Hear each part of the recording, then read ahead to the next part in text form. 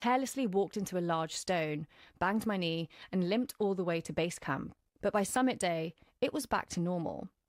This simple miscommunication crippled me more than my knee. Self-criticism is one of the most debilitating consequences of perfectionism. I wouldn't have realised it had I not been on this journey full of twists and turns to reach the top. My uhuru came from this realisation, not the peak.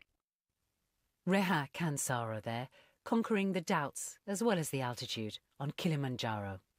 I'm Pascal Harter, the producer was Polly Hope, and you can hear more stories from around the world, including what it's like to follow a football team that almost never wins as a dedicated Hong Kong fan on the From Our Own Correspondent podcast.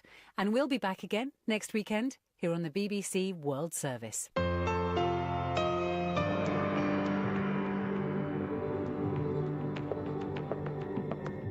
That was the BBC program From Our Own Correspondent. I'm Saroja Coelho. Have a great day.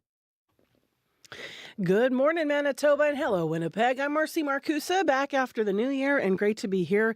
Thanks so much to Corey Funk for filling in late last week for me. And hopefully you had a wonderful New Year's yourself. So it's my first show in 2025. Great to be with you. 3 minutes to 6 o'clock. The morning show's on until 8:37 a.m. Speaking of Corey, coming on in with some weather. Hi, Corey. Corey Funk directs the show. Corey is also going to be on air covering the commute. Speaking of weather, Abby Adeyemi is going to be on air covering that, and he is our studio director. He's our studio technician with Corey directing. And then also in our control room this morning, we have Mr. Kevin Nipatebo making his triumphant return. Happy New Year, Kev. Kev is our YouTube producer. So we are also back on YouTube this morning. So thanks for joining us. This is CBC 89.3 FM, 990 AM on the app or on YouTube, wherever you get your CBC. Let's get our headlines from our news center this morning. Heather Wells is in with those. Good morning. Good morning. Well, a wave of bitterly cold temperatures is ticking up demand at a Winnipeg soup kitchen. Lighthouse Mission says people experiencing homelessness are not just coming in for meals, they are staying longer just to get a reprieve from the bitter temperatures. So we'll take you there. As well, the city of Winnipeg and the province have pledged to prioritize housing with supports for people in encampments this year. It's not clear how those supports will roll out once people are connected to new homes. West Central Women's Resource Centre already offers those kinds of services. They have 2 housing and outreach programs. We're going to hear more about that in our next local news coming up at 6:30. All right. Thank you, Heather. You're welcome. Well, speaking of that bitter cold, let's have a look here. Brandon's mainly clear right now, but minus 30. Ice Crystals in Churchill, minus 28. The cold spots to Jubilee at minus 31. Right now in Winnipeg, we're sitting at minus 23. There is an extreme cold warning officially for Brochet, Tuduli, Brandon, Ipoa, Carberry, and Treeherne. We're talking with wind chills around minus 40 and minus 45 is what it will feel like on exposed skin. It is time to tell you what's coming up. In the first hour of the show, we are going to be looking at dry January once again. How has that changed over the years, and what does it look like for 2025? Also, we're going to hear about a ring maker up in the Yukon, about why his rings are special for people on their sobriety journey. So we'll take you there for a moment. But right now, let's hear more of what's happening across the country. It's time for World Report at 6. Today on Q. I'm Talia Schlanger sitting in for Tom Power. You've heard of Simon and Garfunkel, but how about Garfunkel and Garfunkel? Art Garfunkel and his son will tell you about teaming up to make a new album together, and Art Sr. will tell you about reconciling with Paul Simon. Q. This morning at 10:30 in Newfoundland, and on the CBC Listen app, or wherever you get your podcasts. This is World Report. Good morning. I'm Marcia Young. Prime Minister Justin Trudeau has been back in Ottawa since late last week. After a 2-week holiday and time to reflect, he still has said nothing about his future as Prime Minister. That has not stopped tongues wagging on Parliament Hill. Let's go to Janice McGregor in Ottawa. And Janice, where do things stand now? Marcia, Justin Trudeau's official itinerary shows only something that's business as usual, another meeting of the Cabinet Committee on Canada-U.S. Relations. But it's a virtual meeting. He doesn't have to cross paths with reporters and cameras. Early this afternoon, however, there's another virtual meeting of Liberal MPs, billed as an informal webinar to address the questions some are asking about the Liberal Party's constitution and how it relates to the powers of their caucus. That is certainly not business as usual, and one could ask why they'd be holding this meeting if a leadership change isn't in the works. If nothing unfolds today, ahead of all of them, Wednesday is an official 6-hour National Liberal Caucus meeting, which is going to put all the Liberal MPs who've been speaking to the media in one space to convey directly to the Prime Minister that what now appears to be a majority of his MPs do not want Trudeau to lead them into the next election. That is not a sustainable situation for any party leader, which brings us back to the expectation that the Prime Minister has to say something soon. The opposition is not letting the Liberals control this story. How are they forcing the issue this week? Well, just in case there was any doubt that the clock is ticking down to the next election, the Conservative chair of the Commons Public Accounts Committee has scheduled a meeting tomorrow to consider a motion of non-confidence in the government that, if it's successful at committee, could be brought to the full House when it returns from winter break in late January. All the opposition parties have now called on Trudeau to resign, but the extent to which the Bloc and the NDP are prepared to give Conservatives this win by supporting this motion all the way to pulling the plug on Parliament in a few weeks, that remains to be seen. That's also assuming that the Liberals don't find a way procedurally around this motion, which could buy themselves some more time. Thank you, Janice. You're welcome. This CBC's Janice McGregor reporting from our Parliamentary Bureau. 20 years ago, Ontario introduced legislation to make the province completely accessible by the 1st of this month, but a coalition representing people with disabilities says Ontario is not enforcing those rules. As Philip Lee Shannock reports, the group is demanding new action. My best guess would be less than 5%. Wade Watts says the vast majority of businesses are violating the new accessibility law. The consultant who helps organizations such as Ontario Parks remove barriers gives a long list of reasons why most places don't. Lack of enforcement, zero accountability. He says the biggest reason, a lack of political will. The province, the government of Ontario, who has really truly failed to set the example. A week after the Accessibility for Ontarians with Disabilities Act was enacted, the alliance that spearheaded it says it now needs to be enforced. We need the Premier to lead this and to make it a priority. Lawyer David Lepofsky represents the AODA alliance. He wants all political parties to commit to a 10-point plan to enforce the law. He says they should pay attention to the growing number of people living with a disability. There are at least 1 million, if not more, voters with disabilities in Ontario, and the disability vote matters. Ontario's Minister for Seniors and Accessibility, Raymond Cho, says organizations are voluntarily following the law. We don't believe in punishment, but we believe in education. But Lepofsky is skeptical. The idea that all we need to do is educate people on accessibility and they'll go do the right thing, that ship has not only sailed, that ship sunk. He suggests food, building code, and other inspectors be given powers to enforce accessibility laws. Philip Lee Shannock, CBC News, Toronto. 4 years after his supporters stormed the U.S. Capitol, Congress will certify Donald Trump's election win. Vice President Kamala Harris will preside over the ceremonial confirmation today, and security around the Capitol is tight. U.S. President Joe Biden is vowing there will not be a repeat of the violence on January 6th, 2021. The CBC's Richard Madden is in our Washington bureau. And Richard, what can we expect today?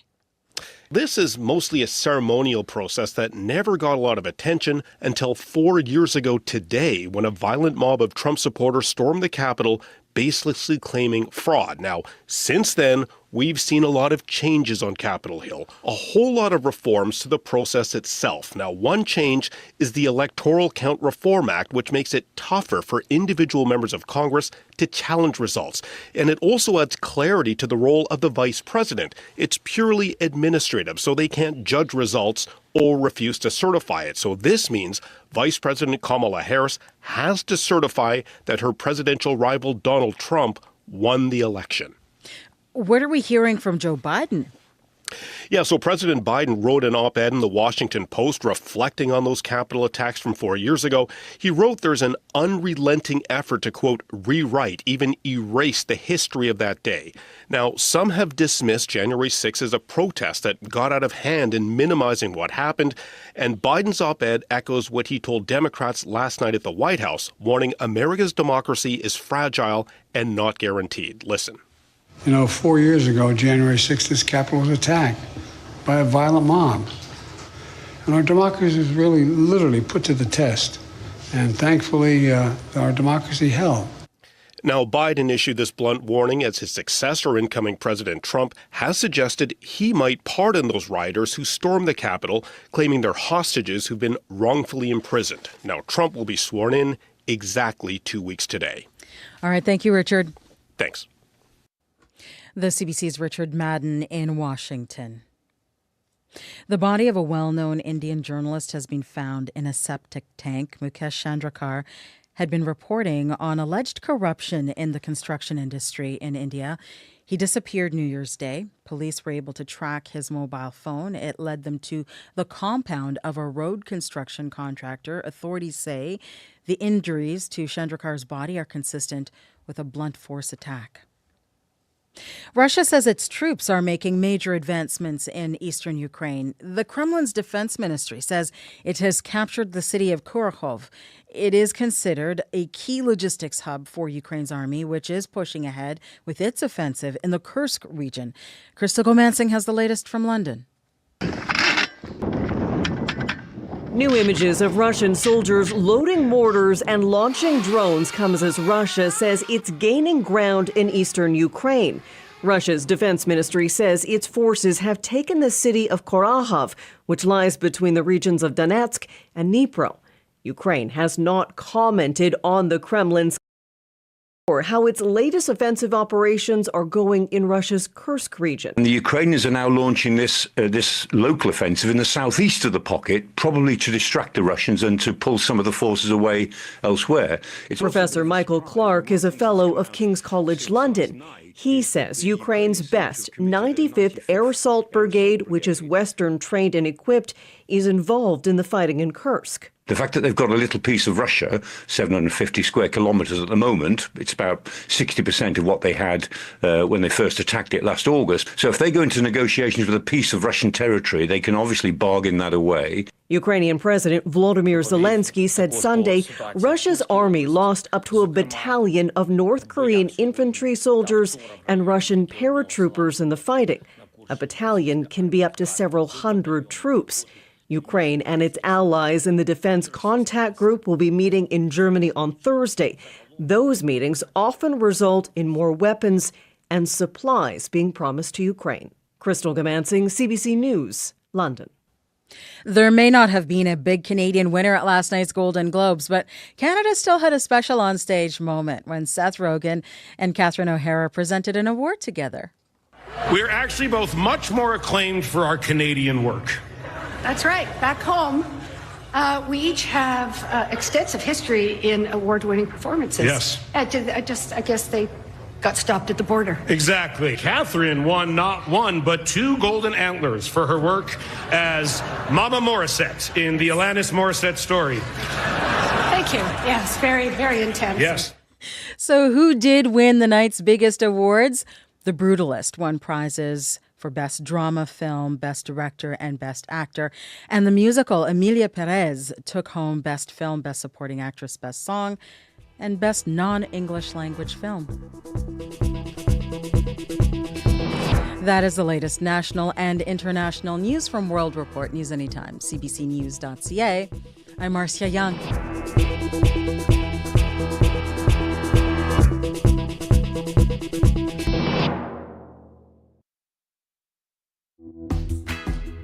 Good morning, everyone. I'm Marcy Marcusa with our team here at Information Radio. We're live in downtown Winnipeg on CBC. 89.3 FM, 990 AM on the app and on YouTube.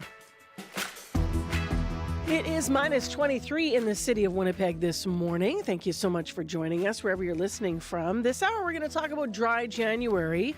It has obviously been going on for now a number of years, but what are the new tools that can help you? There's some pretty cool things out there online if you are already involved in this for how to stay motivated. So stay tuned. We're going to hear all about it. In addition, in the first hour of the program, the fires, 3 of them over the weekend, had the same culprit, block heaters. We're going to hear from the Winnipeg Fire Paramedic Services Deputy Chief to see how you can safely keep your car plugged in during the frigid temperatures, and what are the common mistakes that you might not even know that you're making, because you might think, I've lived here a long time, I know what I'm doing. Stay tuned. Let's go to Heather Wells now for other news stories that are developing. Good morning. Good morning. Well, a longtime Manitoba PC party member is questioning the conservative authenticity of party leadership candidate Abhi Khan. Khan has been the PC MLA for Fort White since 2022. A 16-year Manitoba PC member, Darren Penner, spent the weekend posting photos of Khan together with Prime Minister Justin Trudeau.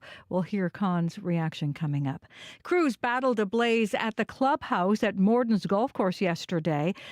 Minnewasta's old clubhouse had been destroyed by fire back in 2021. The community raised $1 million to rebuild it and just had a grand reopening on New Year's Eve. So we'll take you to Morden coming up in our next local news at 6:30. Hey, officially Happy New Year to you. Happy New Year. Nice to have you back. Yeah, nice to be back. I'm getting in the mode now. Thanks to Corey for filling in for me. Hi, Corey. Hi. Yeah, I heard you guys had some fun here. We did. Had a little fun. Corey can sing. Yeah, I got a little musical in here while you were gone. I know. I saw that all over socials. I love that. All right, Heather, thank you. You're welcome. Heather's back, of course, with next news at 6:30 here. So Corey's entered studio. Abby's in the control room. Good morning, Abby. Good morning. Welcome back. Yeah, you've got really extreme cold warnings to tell us about today. Yep, Western Manitoba and Northern Manitoba, some parts of Northern Manitoba. Or do I just say the northern part will be kind of brutally cold this morning? We're going to see temperatures deeping near minus 30. That's actual temperatures for most of this region. With the wind chills, it's going to be feeling like minus 40s, while temperatures may slightly get higher later in the day. The clouds will move in, but that wind chill valley is expected to drop again tonight. We're going to see it in the mid-30s across Western Manitoba, and this would be bringing that frostbite that can happen in minutes. And if we look at conditions for Winnipeg and the Red River Valley region, we're seeing chilly temperatures also, minus 23 in Winnipeg with partly cloudy skies.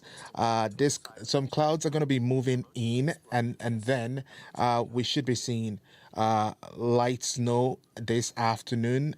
It's going to be so cold, and then we're going to see temperatures right now at minus 17 in Winnipeg. So did you make it to midnight? That's always the morning show question for the crew, right? Yeah. On January 1st, did you actually make it to midnight? Anyone? I did. Did because good for you guys. I was stuck on TV watching the CBC broadcast Watching the coverage. crossover, so it was really nice. Yeah, for sure. And you, Corey? Yeah, I did. And then there's actually where I was staying. We were staying at a friend's place, and there's fireworks going on right behind us. Got it. And then it woke up my toddler, who was then up till 2:30 in the morning. Oh, not the plan you maybe had. I know, it was all going so well. I know I'm late. Sorry, everyone's like, we already talked about this last week. Yeah. But I haven't seen these guys since the New Year. I didn't make it. I started watching coverage, and then I flipped to The White Lotus because I got obsessed with it, and I started binging, and then all of a sudden I realized I binged right through New Year because I love that. Is it Jennifer Coolidge, her name? Oh, no. Oh, that's pretty good impression. Oh, no, it's the new year. Wow. That's her, right? Yeah, thank you. Let me close my eyes. Yeah, look at you. Wow. People say I sound like Jennifer Coolidge. And you look like her so much. So, there's that. No, not at all. Traffic this morning, a little slick. Yeah, pretty slick out there. I haven't heard of any major issues, though, because of that slickness. Highways actually seem more or less okay. This has been kind of the issue in general. Around Lynn Lake, poor visibility, covered conditions. Otherwise, seems like things are going okay. But if you're walking, bike, and driving, you see something going on. Those sidewalks actually on my run was pretty good this morning. Give me a call on the CBC commuter line if you see what's going on out there. 204-788-3093.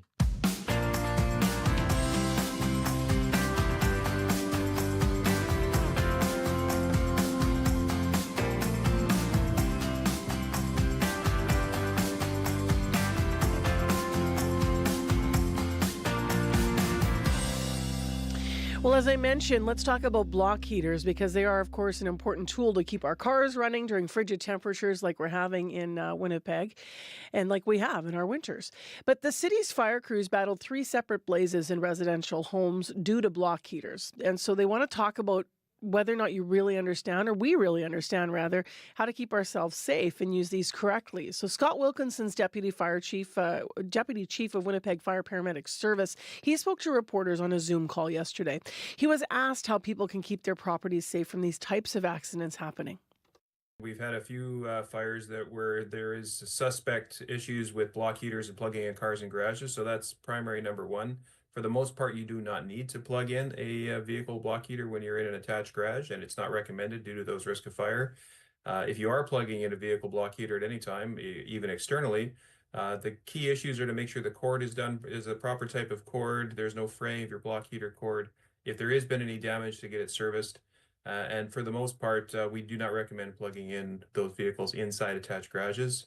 Also indoors this time of year, there is higher electrical loads due to heating and electrical appliances being used. So it's important to use the right cords, have CSA approved appliances with tip over protection and other issues, and quickly or promptly service any issues that you find. How can people be more diligent about this? And is this something that people should be careful about? Yeah, I mean, most of these fires, again, we do suspect issues with block heaters or cords in the garages at this time, although the investigations are not complete. But based on that, at this time of year, there's a lot of people looking to plug in vehicles. We do not recommend plugging in block heaters inside garages because there is a risk of electrical malfunction. Often block heater cords get frayed or pulled. People leave cords plugged in and drive away. If any of those things happen, they need to be promptly serviced.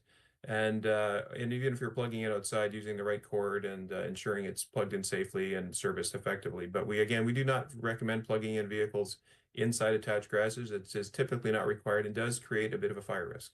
How concerning is this for your force to be answering to 3 fires that involve accidental incidents over 12 hours?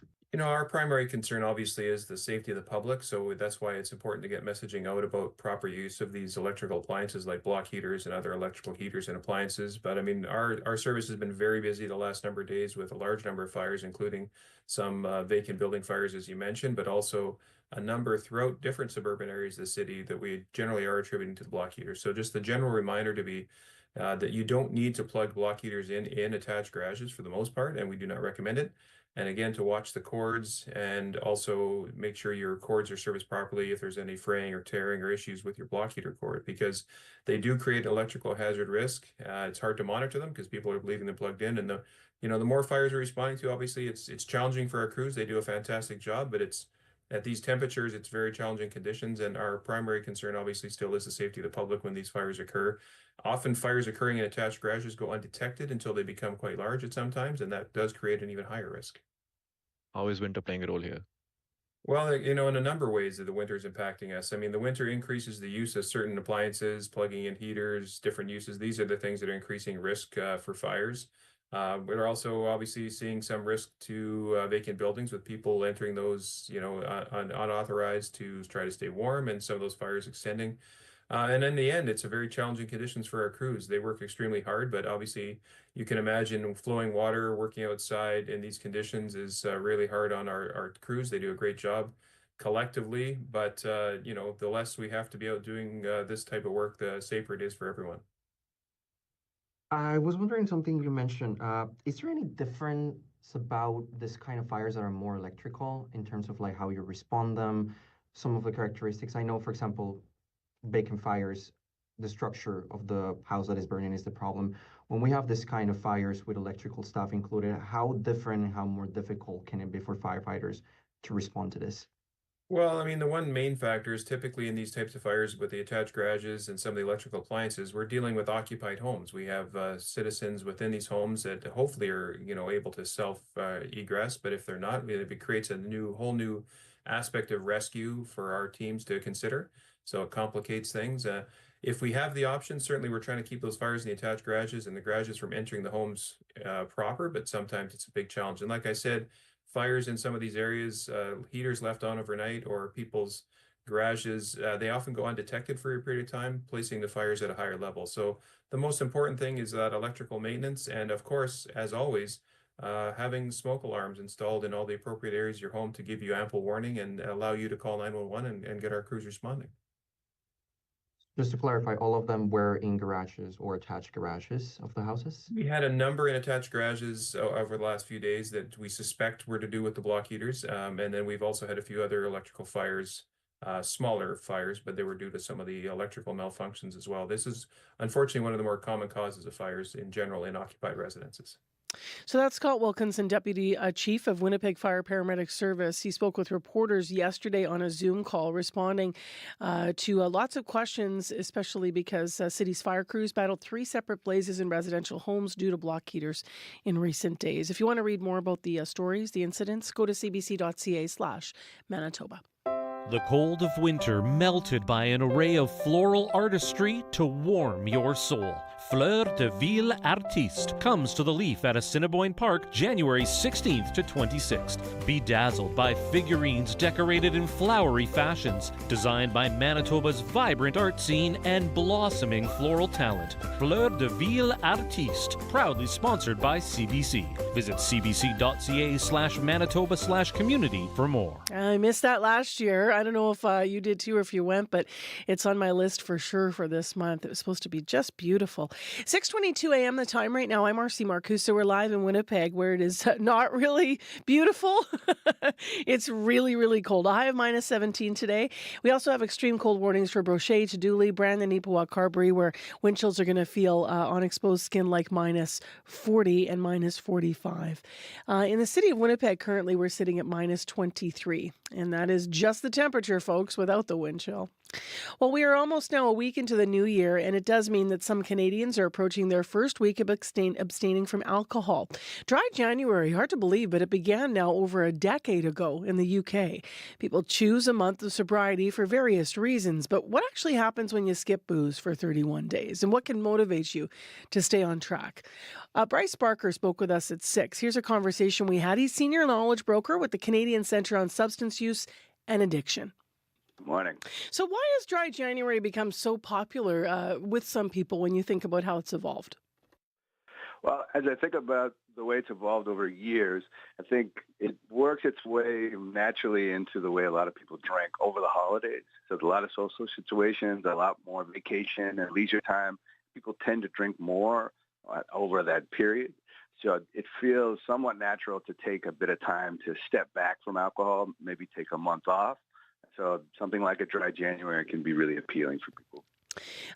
Tell us about some of the tools that are available for people to help them through the month if they're interested in, going for it. Yeah. So I would say I want to make sure that I plug some work our colleagues did at University of Victoria. They developed the No Alcohol web application. So that's noalcohol.ca as in KNOW.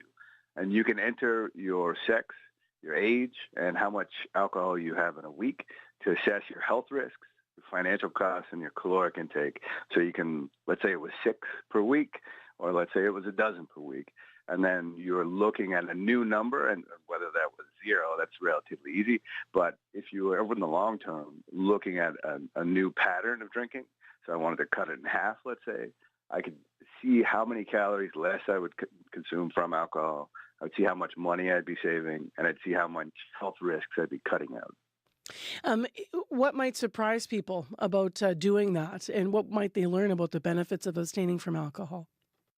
Yeah, I would say, it depends on how much you tend to have in a week, but it's very easy to spend money on alcohol. So you might notice you're saving money.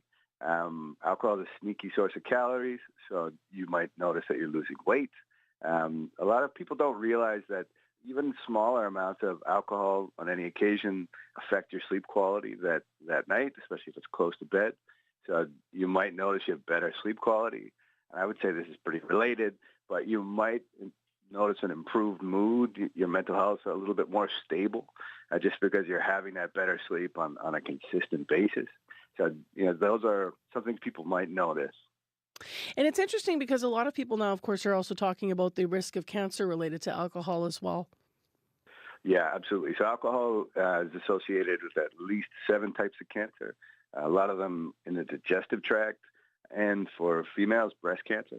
So it is an important discussion, and actually Dry January for our colleagues at the Canadian Cancer Society is a fundraiser to raise awareness of that link, because a little bit less than half the population knows that there's a link between alcohol and cancer. I was just going to ask you that, Bryce, whether or not you think, specifically, what's the awareness that you think the public might be lacking about the health risks here beyond cancer? Is it still celebrated socially so much that people just lean out of that, or could we do better with awareness campaigns, do you think? I think we can do better with awareness campaigns. I think something that we don't always think about is, Dry January is a great opportunity for people who are thinking about their own drinking and thinking they'd like to make a change. I think that one thing we could think more about as a society is how do we help people to take that first step when it might be slightly challenging. I think we have some systems in place to talk to your doctor or a healthcare provider if you suspect you have an alcohol use disorder, but we don't always think about those people in between. So, if you have 2 week and you've never had an issue with alcohol, it might not be difficult to make a change. You can just cut it out pretty easily, but maybe you're in that kind of gray zone between very low risk and very high risk drinking, and you'd like to make a change, but you don't know where to start. We could do more with those people and help them out a bit, take that first step. What would you like to see in terms of government response to try and reduce alcohol consumption, and maybe what are you seeing already? Yeah, so there's a few things. So sometimes if everything around you is sort of soaked in alcohol, so if alcohol is available 24 hours a day and advertised everywhere you look, and it feels like it's the most normal thing in the world to drink, it doesn't help you for your surroundings. So some policy areas like those, making sure that there's reasonable limits set on how available alcohol is around us and how it's advertised. For individuals, it would be great if we would see more in your healthcare situation, your doctor asking people about alcohol. So, how much you drink and how it might be affecting your health, talking about its effects on sleep and your nutrition and all these different areas. Those would be great initiatives to see from governments and effective from the evidence we have. The options for what to have instead of alcohol now, if you're looking for like non-alcoholic options, have exploded, and the quality of the products is quite good. I mean, it's crazy compared to what it used to be. But if you are somebody struggling with alcohol, is that an option you should go to, or will your brain still want the real thing? I'm just curious. Well, it can be helpful. I think it can be helpful specifically in situations where you're trying not to drink, but you still feel that social pressure, or maybe you find it hard to refuse drinks. But when you have something like a non-alcoholic beer or wine in your hand, it feels like you don't have to refuse anything at that point because you have your own drink. I would say the only note of caution I would add is that if you find a non-alcoholic beer, it just makes you want to drink a beer. Same with wine or any other non-alcoholic drink. That would be just something to watch out for. And I wouldn't encourage giving them to people who are underage because it's almost building up their taste towards alcohol. So those would be the only cautions I would add, but they're pretty minor cautions. But for most people, great opportunity to have something in your hand in those social situations and not feel pressured to drink. Sure, good points you make. Thanks very much and Happy New Year. Happy New Year. Thanks so much. That's Bryce Barker, Senior Knowledge Broker with the Canadian Centre on Substance Use and Addiction, talking about Dry January. Time right now is coming up to 6:30, and still ahead we have business news as always. That's a regular feature here in Information Radio on CBC. And Christy Ramlicam will join us today. She's talking about a Canadian packaging company that has filed for creditor protection. In addition, she'll talk about how much Microsoft plans to invest in artificial intelligence in 2025. So stay tuned for both of those stories and more. Also, I should mention that in traffic this morning, check the highways before you go out. It's mostly going to be clear and cold and pretty good conditions, but of course you might have some icy patches pop up, or where you are there could be other localized problems.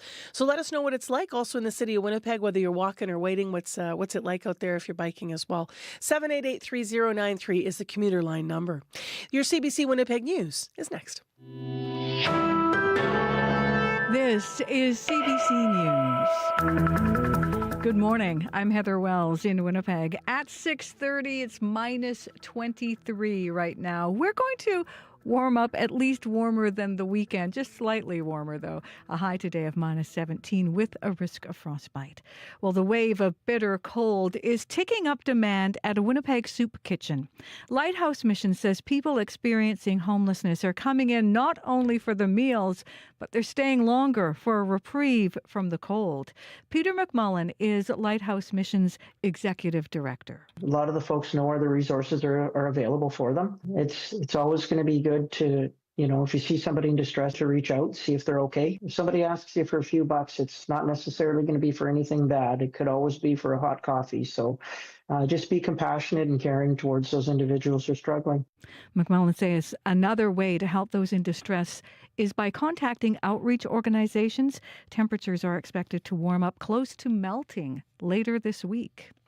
The city and the province have pledged to prioritize housing with supports for people in encampments this year. It's not clear how the plan will roll out. West Central Women's Resource Centre in Winnipeg already offers housing programs with caseworkers who support tenants supports tenants who are getting out of homelessness. CBC's Rosanna Hempel has the story. Hey, you guys okay in there?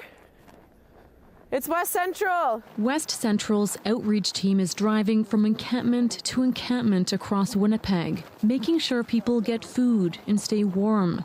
Team lead Ren Armstrong hopes these drop-ins eventually lead to housing. If we're starting from square one, some people have no ID.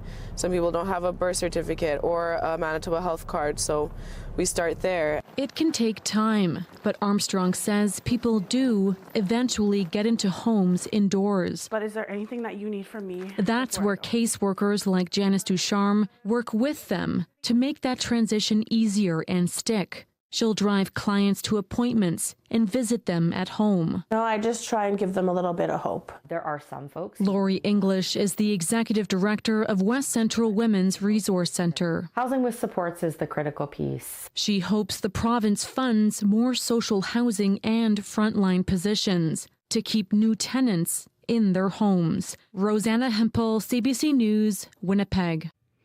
A longtime Manitoba PC party member is questioning the conservative authenticity of party leadership candidate Obby Khan. Khan has been the PC MLA for Fort White since 2022. 16-year Manitoba PC member Darren Penner spent the weekend posting photos of Khan together with Prime Minister Justin Trudeau. The photos had been taken in 2015 and 2019.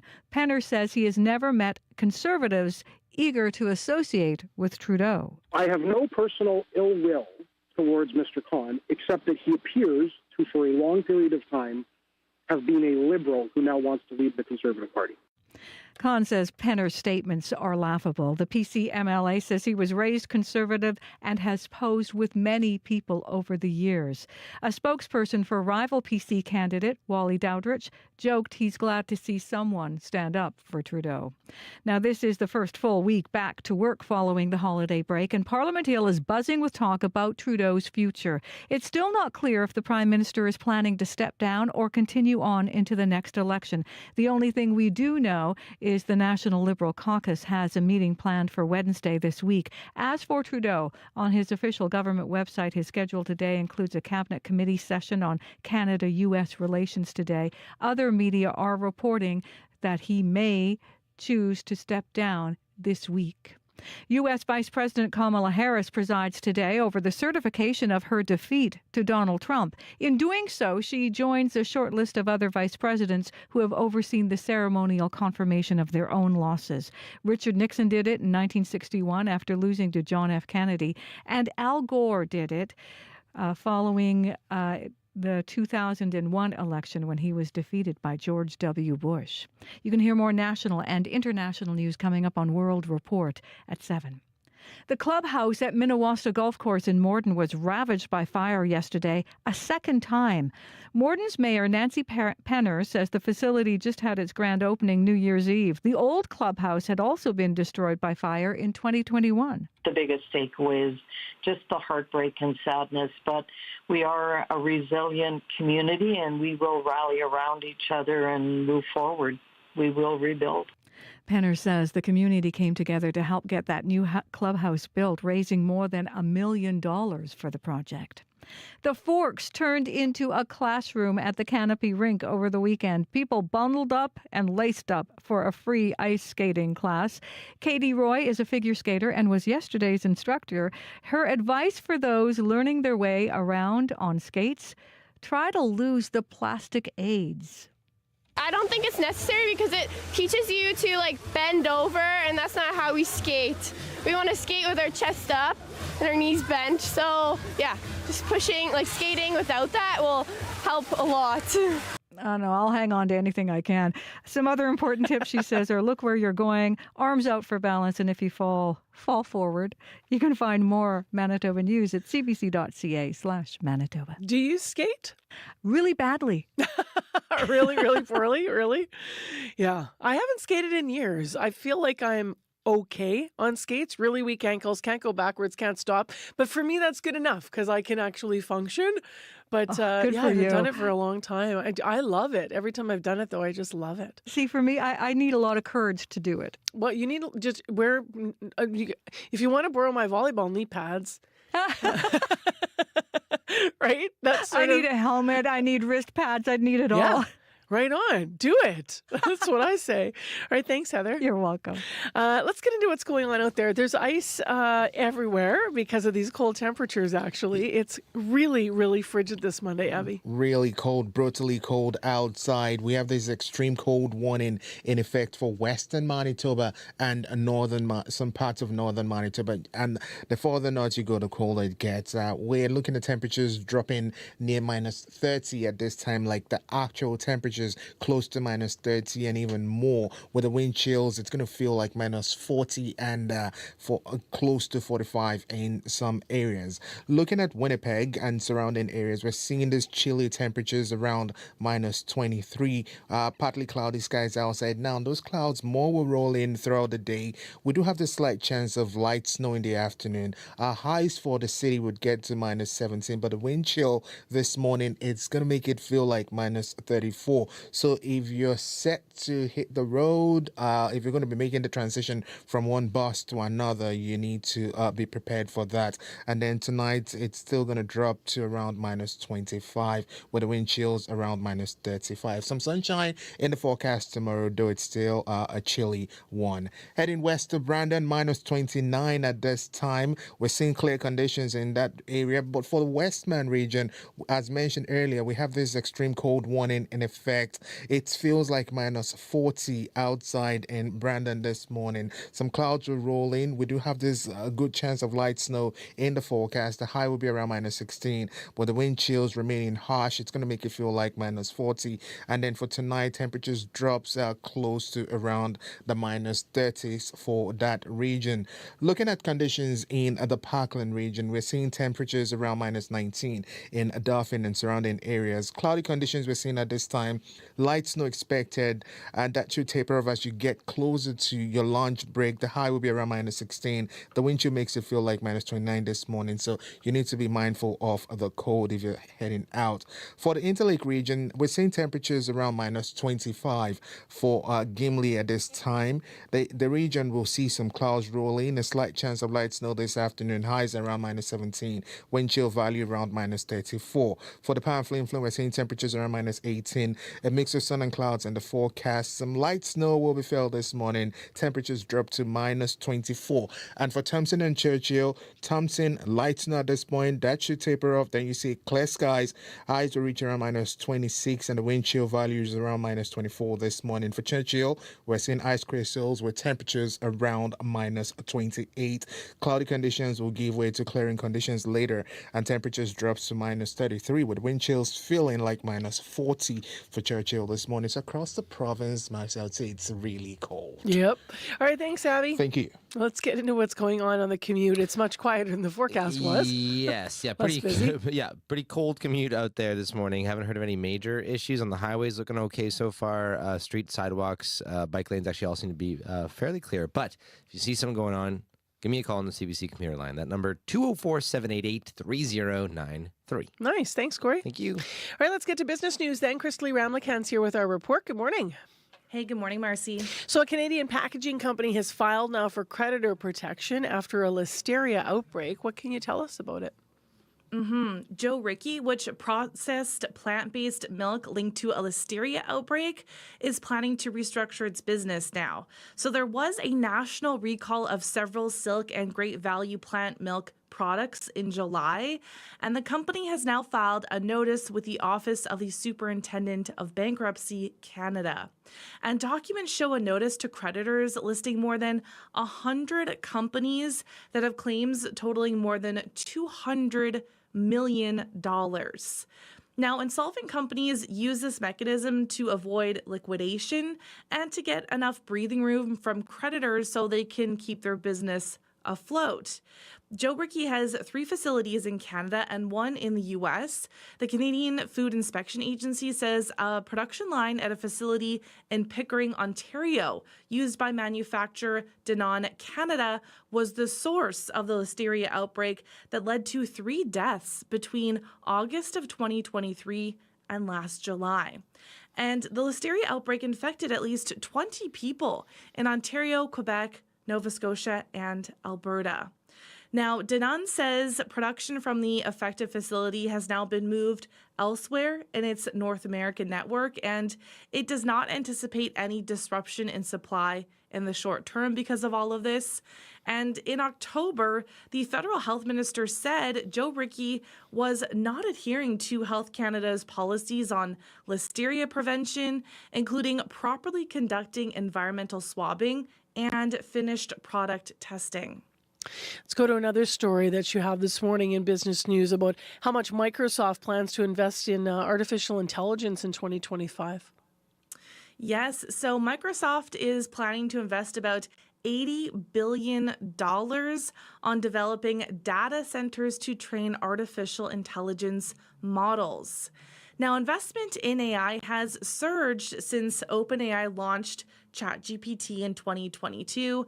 And as OpenAI's primary backer, Microsoft is considered a leading contender among big tech companies in the AI race. And that's due to its exclusive partnership with the AI chatbot maker. Now, AI requires enormous computing power, pushing demand for specialized data centers that enable tech companies to link thousands of chips together in clusters.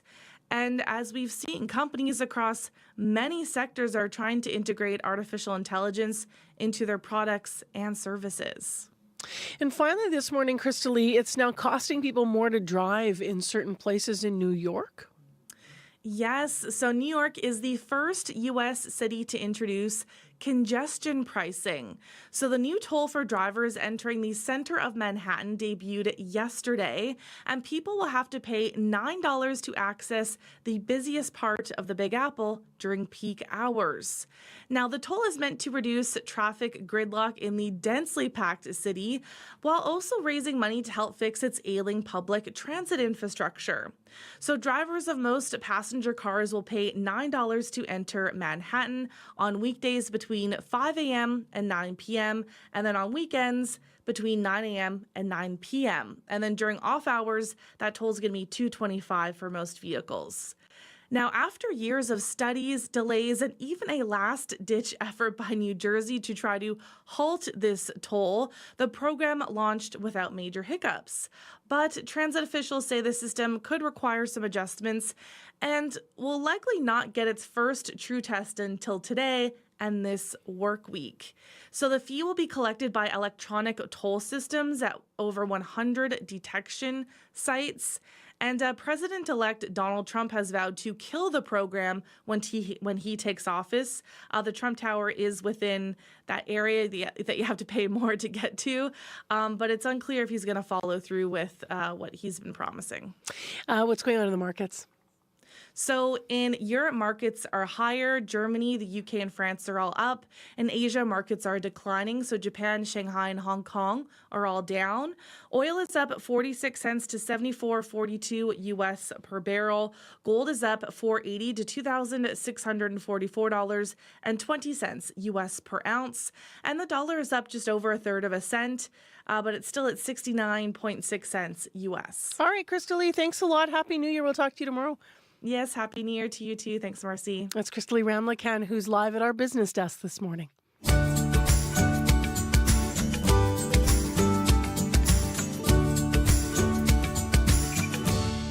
6:45 a.m. on the nose. I'm Marcy Marcusa with our team here at Information Radio. Well, we've been already hearing a lot about Donald Trump, politics. We were just talking there about the impact in New York. Trump Tower could be in this circle of people coming in, commuters paying more to get into the heart of the city. Well, Donald Trump will officially be sworn in as president of the U.S. in 2 weeks. Next hour, the outgoing U.S. ambassador to Canada is going to be in studio with us live to talk about what the relationship between our two countries has been and where it's going. Stay tuned. We'll have that live interview coming up in the next hour. Right now, let's take you up north, way up north. Grove Taggart's been working with the Yukon's mental wellness and substance use services there for several years. His specialty, though, is ring making. Taggart's been carving rings with clients from the treatment and detox programs for 5 years now. He says the rings are a way to remind people of their sobriety and community support. The CBC stopped by his workshop in the Yukon to learn more. It looks pretty messy when it starts, but it starts to take shape after a while. I don't even get my first coffee and people are going, when are you going to get your stuff? When are we going to start? I call these rings a sobriety ring. I think it's very important because it gives them some purpose to do something. And they can show it at the end of the day that they made something beautiful. I tell them to always think about their sobriety with the ring. You know, good days or bad days, yeah. It started about 5 years ago. I was playing around with exotic woods like Purple Heart, and then we got these ring bands, and then we decided that we were going to start incorporating the rings by putting the small pieces of mammoth tooth in there with the small pieces of opal. So it's been trial and error through the whole thing. Just trying all new things with everybody, you know. Everybody has a different idea, and if we can do it, we do it. With the help of everybody's imagination. There's a lot of rings out there now. I run into people all over the place downtown. They go, hey, girl, my ring, and they're like putting their finger up, and I can't hear them that good. I think somebody's yelling at me, and though it's a ring they're showing me. It's kind of comical sometimes. I run into people when I'm shopping and that, and then they say, I got your ring still, and it helps me. You know, they tell me that. Yeah. So they put a lot of work into it. We're not only making rings here, we're helping people to be better for themselves. This job is meaningful to me, and it helps keep me sober too. And I'm also an ex-client from the old building, and I just love being with people all day long, and I think this brings people together because we never know what it's going to look like when you finish it, you know. Sometimes I think we get pretty loud in here, like it's like we're having a big jamboree of ring making, you know, but everybody's having fun, you know, and doing their rings. So yeah, it's great. I love my job. Grove Taggart, a sobriety ring carver in the Yukon. Be an Iron Man and curl. No, not your hair. This is curling on the frozen ice of the Assiniboine River. Ironman Outdoor Curling Bonspiel is back February 7th to 9th. Form a team, embrace the winter with one hand, a rock with the other, and join the Ironman Outdoor Curling Bonspiel, sponsored by CBC. Visit cbc.ca/Manitoba/community for more. Okay, so I actually just wrote down, Abby, that I would like to connect. I literally just wrote this down. I'd like to connect with some of the best curlers in the province, like maybe youth curlers, or because I don't curl, and I'm on the CBC team for that event.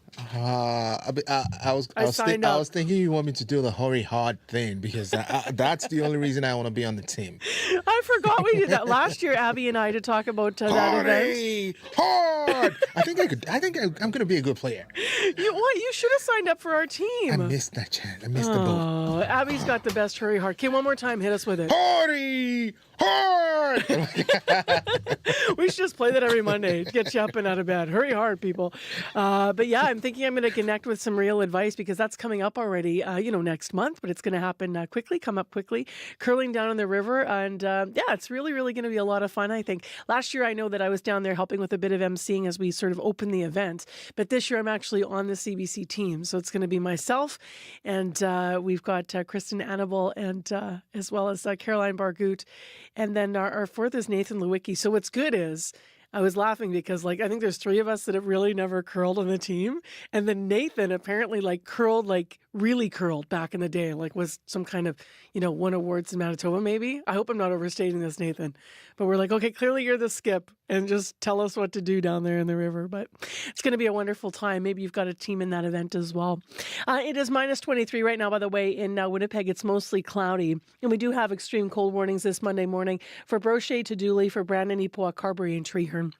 Very, very cold. With wind chills, you're looking around minus 40 is what it'll feel like on exposed skin. Well, you know what? Don't let that stop you, though, from heading out into nature and going for a walk. Despite how cold it gets, as long as you're dressed properly, it can be really, really good for your mental health, to boost your mood. Noticing nature intervention is something that Concordia University research has been looking at. It's an idea to encourage people to appreciate nature during your daily routine. To talk about how to do it and more about the effects it could have, Sarah Dimmerman is with us, psychologist and author. Good morning to you. Good morning. So, how does nature help people cope with winter blues and even worse, I guess, with seasonal depression? In some cases, it can also be a relief. Well, I think noticing nature or simply noticing what's going on around us means that we're looking up and around and beyond our devices, which is always a good thing. Mindfully noticing nature, appreciating the beauty of it, especially during what is often considered a great time of year, can help us think about our surroundings in a different, more positive way. For someone who lives in a busy city, how do you suggest they start connecting with nature and build it into their routine? Well, I think that even if you're living in a busy city, it may take a few more steps or even a drive to get to a trail or a park. But I'm, as you know, living in Toronto area, and as one of my downtown Toronto friends has shown me, there are so many parks and hiking areas, even in the downtown areas, where one can connect with nature. And, with the world of the internet right now, people can find what they're looking for pretty easily. Or if you live in an apartment building but you live near a more mature neighborhood, you can maybe go for a walk in that more mature neighborhood where you see some beautiful branched trees. Even without the leaves on, the branches can be very, very beautiful, whether they're bare or whether they have ice or snow on them. Looking at a beautiful sunset without so much foliage blocking the view can also be very beautiful. So I know that I'm talking from Toronto where maybe we're -8 or something. So, I appreciate that in Winnipeg you're dealing with much harsher temperatures. But I think, as you mentioned, just making sure that you're bundled up and you're properly dressed, you can still go out and see, appreciate these things. Or even when you're not walking, if you're a passenger in a car or driving, so long as you're not too distracted, being able to look outside your window and see the beauty of nature is very important. You know what, though? Winnipeg has so much going for it. I mean, we have so many green spaces. We don't get stuck coming in and out of this city. You know what I mean? Yeah. Because we're a city where you can travel in and out, back and forth to even more spots that have even more rurally to look at. And I would argue that while this might not be the trend in other provinces, I think that if you live in rural Manitoba, you are not afraid of nature in the winter at all. Lots of snowmobiling, lots of ice fishing here, all kinds of things that people can access outside. Yeah, my husband's actually a Winnipegger. Yeah. So I've been to Winnipeg in winter, and I've been to visit friends in more rural areas, and you're absolutely right. I think Winnipeggers, or people living in the rural areas in Manitoba are not afraid to get outside and appreciate it, because if you don't appreciate it to some extent, then you are going to feel really not good right. during winters, since your winters are so long and difficult sometimes. Absolutely. Well, let that be the get up and go for this morning, the motivation. We've got some music now, actually, that we hope will further motivate folks. Sarah, thank you for being with My us. pleasure. Take care. You too. Sarah Dimmerman, psychologist and author, talking about the importance of getting outside. It's 5 minutes to 7 o'clock on CBC 89.3 FM.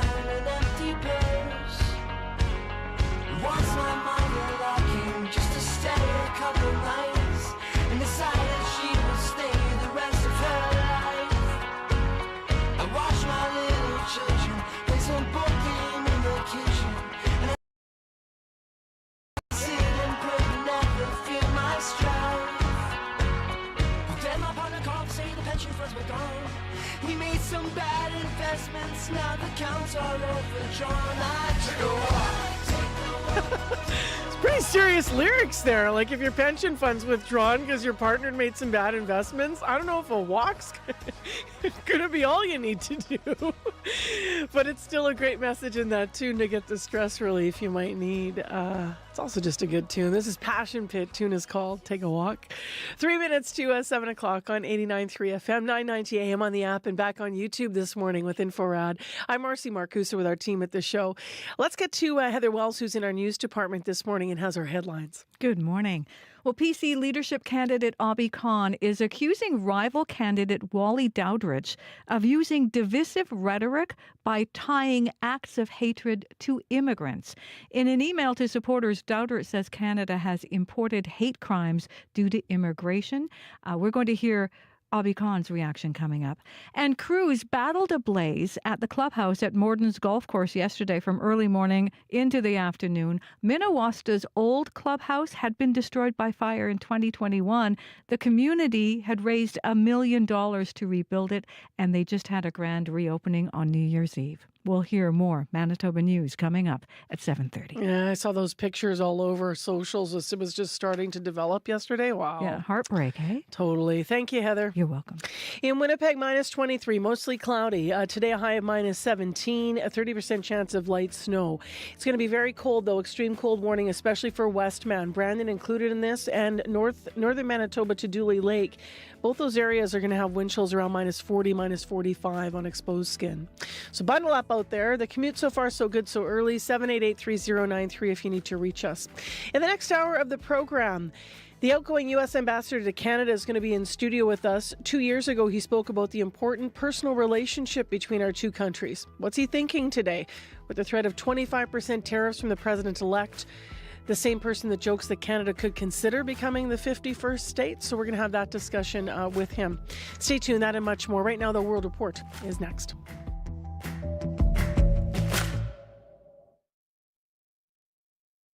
Today on The Current. Since the order was created in 1967, more than 7,600 people from all parts of Canada have been honored. 88 Canadians have joined an elite club as new inductees into the Order of Canada. Matt Galloway highlights some of the trailblazers and the work they're doing, from visual art to combating hate crimes and influencing the food we eat. On The Current, this morning at 8:37, 9:07 in Newfoundland, and on the CBC Listen app. This is World Report. Good morning. I'm Marcia Young. There are a lot of rumors about Prime Minister Justin Trudeau's plans for the future, but no concrete details. He is back in Ottawa and has had time off to reflect, but he still has said nothing about his future as Prime Minister. Let's go to Janice McGregor in Ottawa. And Janice, where do things stand now?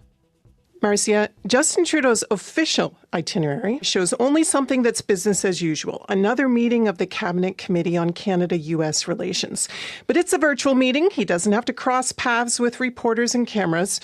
Early this afternoon, however, there's another virtual meeting of Liberal MPs, billed as an informal webinar to address the questions some are asking about the Liberal Party's constitution and how it relates to the powers of their caucus. That is certainly not business as usual, and one could ask why they'd be holding this meeting if a leadership change isn't in the works. If nothing unfolds today, ahead of all of them, Wednesday is an official 6-hour National Liberal Caucus meeting, which is going to put all the Liberal MPs who've been speaking to the media in one space to convey directly to the Prime Minister that what now appears to be a majority of his MPs do not want Trudeau to lead them into the next election. That is not a sustainable situation for any party leader, which brings us back to the expectation that the Prime Minister has to say something soon.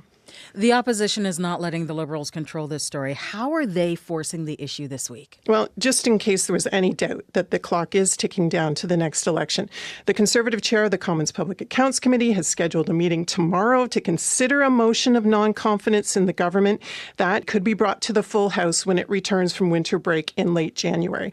All the opposition parties have now called on Trudeau to resign, but the extent to which the Bloc and the NDP are prepared to give Conservatives this win, that remains to be seen, and that's also assuming that the Liberals don't find a way procedurally around this motion, which could buy themselves some more time.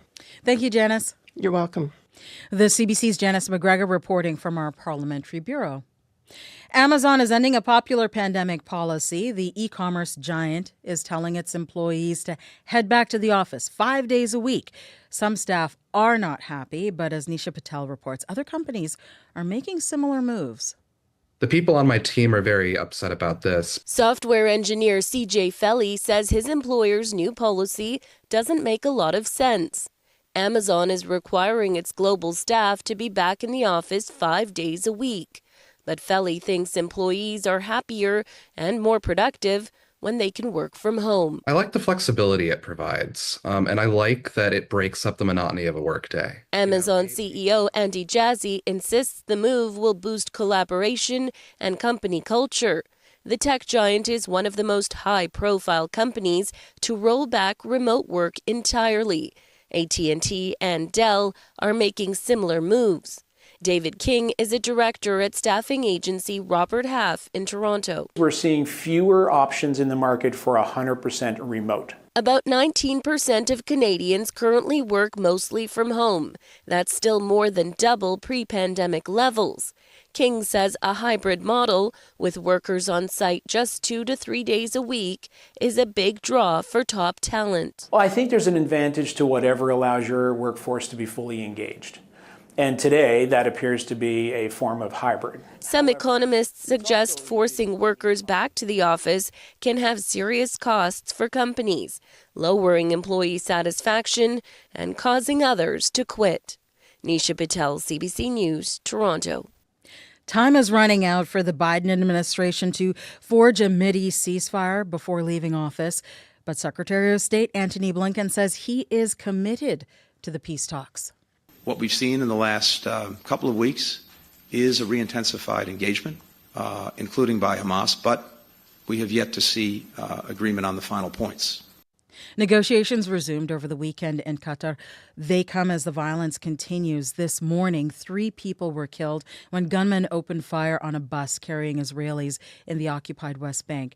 And over the weekend, Israeli airstrikes in Gaza left dozens dead. The CBC Sasha Petrusik has more from Jerusalem. The search for injured and dead continues in Gaza after a weekend of heavy Israeli airstrikes. Among more than 100 targets, the military says it's after sites used by Hamas militants to launch rockets into Israel. There were all civilians hit, says one Palestinian man looking at his neighbor's destroyed house in Gaza City. Fighting continues, even as negotiators for both sides work on a ceasefire deal in Qatar.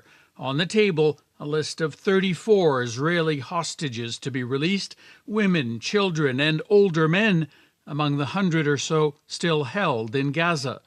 Progress is slow, with Hamas insisting on a full Israeli withdrawal from Gaza in exchange for the hostages, something Israel has rejected. Still, U.S. Secretary of State Antony Blinken is optimistic, even as time runs out. We very much want to bring this over the finish line in the next 2 weeks, the time that we have remaining. And we will work every minute of every day of those 2 weeks to try to get that to happen. Tens of thousands of Israelis protesting regularly are watching the talks, scouring the lists for their loved ones, and demanding a quick deal to bring them home. Sasha Petrusik, CBC News, Jerusalem. Pope Francis will open the 5th and final door to Rome's basilicas today. The ceremony happens just 4 times a century to mark the church's year of Jubilee. It is expected to draw millions of pilgrims in the coming months, and Rome is spending billions to spruce up the Italian capital. Megan Williams has more. Siamo davvero molto soddisfatti. Rome Mayor Roberto Gualtieri expressing satisfaction at the city's $7 billion overhaul, just in time for the Jubilee year 2025. Gualtieri lists off some of the 300 works now complete: new parks and enlarged piazzas, bike paths and traffic underpasses, freshly restored monuments like the Trevi Fountain.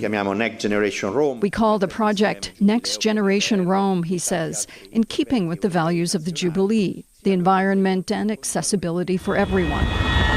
Romans, though, have been paying the price of the flurry of construction, with incessant drilling, gridlocked traffic, and transit and taxi delays. Go to Hollywood and leave Rome alone, says this taxi driver, complaining of the mayor's social media videos showing works underway, which have led to time-consuming detours. Mayor Gualtieri has also added 1,000 taxis in Rome, displeasing drivers who say they'll earn less. Our mayor is great, says this Rome dentist, saying he's fed up with fellow citizens complaining that Notre Dame Cathedral in Paris took only 5 years to rebuild after the fire, but that Rome's construction seems endless. Our city is becoming more beautiful and civil, he says. With more than 30 million pilgrims and tourists expected this year, the pressure is on for Rome to shine and keep moving.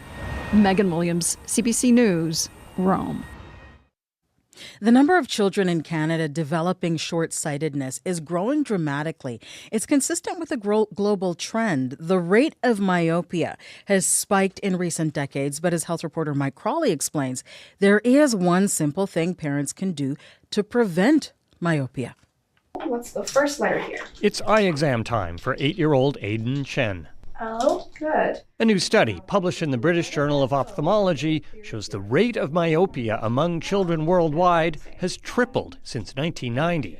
In Canada, more than 1 in every 4 kids is short-sighted. Let me know when it goes blurry, okay? Previous research links this to kids spending more time indoors, looking at books and screens, a strain on the eye muscles, a key cause of short-sightedness. Myopia has actually increased dramatically during the periods of COVID. Lisa Christian is an associate professor at the University of Waterloo School of Optometry. The new research has shown that having kids just go outdoors for 1 to 2 hours a day actually does prevent the onset of myopia. Christian says outdoor time allows the eyes to relax. When we're indoors, we're focused on near work most of the time, so we're looking at one spot. So it's definitely not just screens alone. Dr. Asim Ali is ophthalmologist in chief at Sick Kids Hospital in Toronto. It's believed to be related to the intensity of light.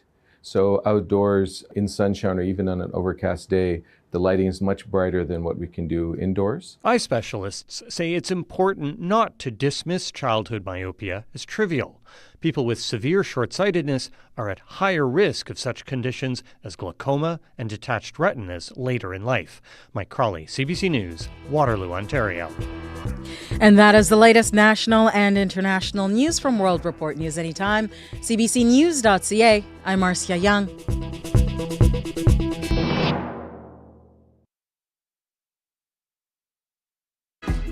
Well, hello, Manitoba. I'm Marcy Marcusa. This is Information Radio on your Monday morning. Everyone heading back, getting into those routines for the new year. Thanks for joining us on CBC. You're on 89.3 FM, 990 AM, on the app, on YouTube this morning. We're back after a bit of a break there.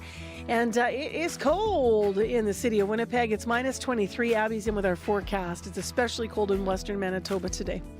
Well, this half hour on the program, it has been 4 years since a 16-year-old girl from Garden Hill went missing, and her family and community are still searching for her. We're going to hear from one of the search and rescue team members, so stay tuned for that. Also, this hour on the program, we're going to hear more about what is happening from the U.S. perspective.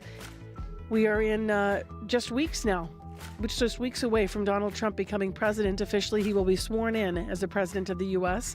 We're going to talk to the outgoing U.S. ambassador to Canada. He is going to be here in studio live with us. He's on a farewell tour. He will be losing his post, but he'll talk about what the relationship between our two countries has been and where it's going. So stay tuned for that interview.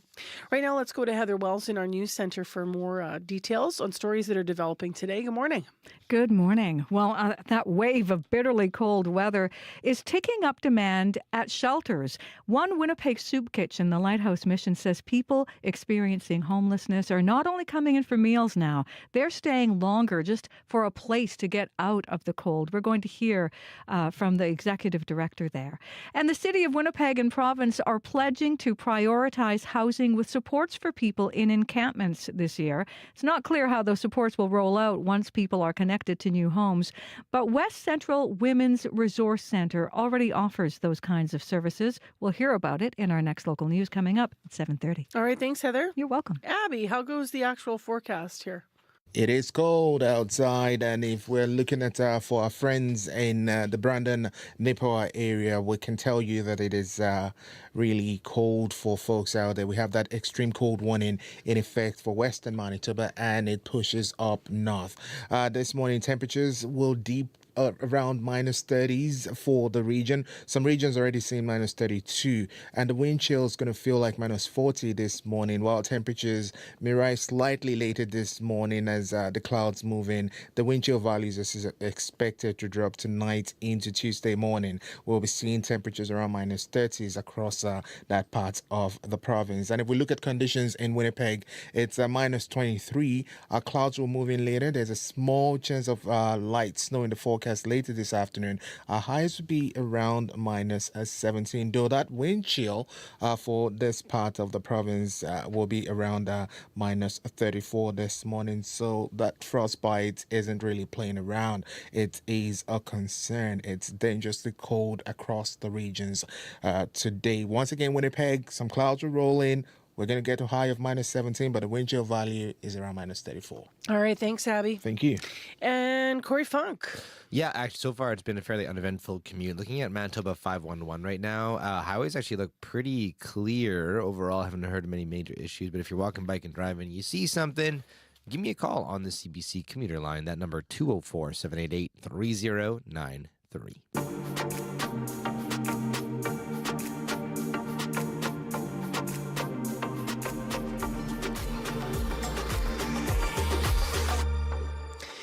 Well, 4 years after her disappearance was first reported to RCMP, Island Lake communities are still searching for Tammy Nottoway. Tammy was 16 years old when she was first reported missing, and her family is not giving up on getting answers. She spent the majority of her time between two communities, Garden Hill and Wasagamak. Kurt Mason, who was with Garden Hill Search and Rescue Team, says they've covered every inch of the community. Now, last fall, you might recall that we were on the ground in these communities for Communities in Focus at CBC Manitoba.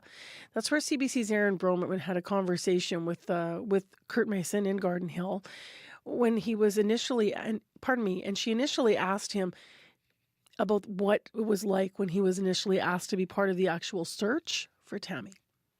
A week and a half already.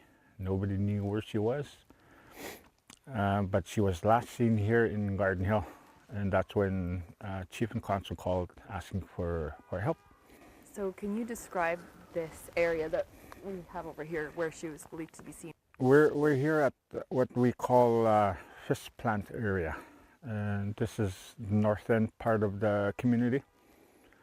And we believe that she was here because it's quiet here at the end of this part of the community, and there's a lot of extra curricular activities from our community members.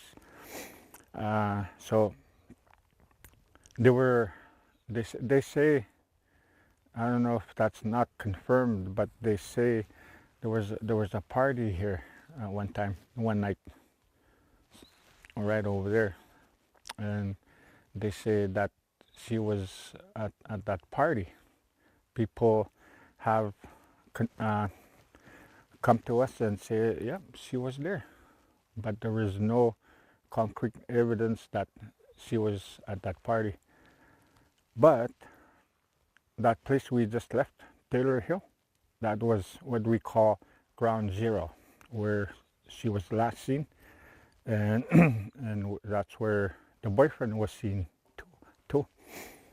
And that's why we concentrated so much of our search in that area, the North Hill we call it, where we just came from. So we concentrated on this area because of the location. At nights there's hardly any traffic. It's quiet and it's out of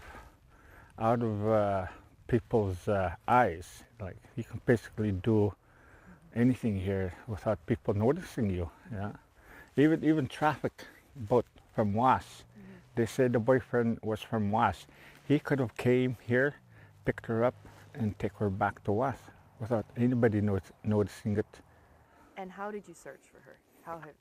On land? On land, water, on air. We have drones.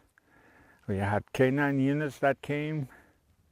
We had RCMP crime unit that came here last year, I think. We basically combed the whole area.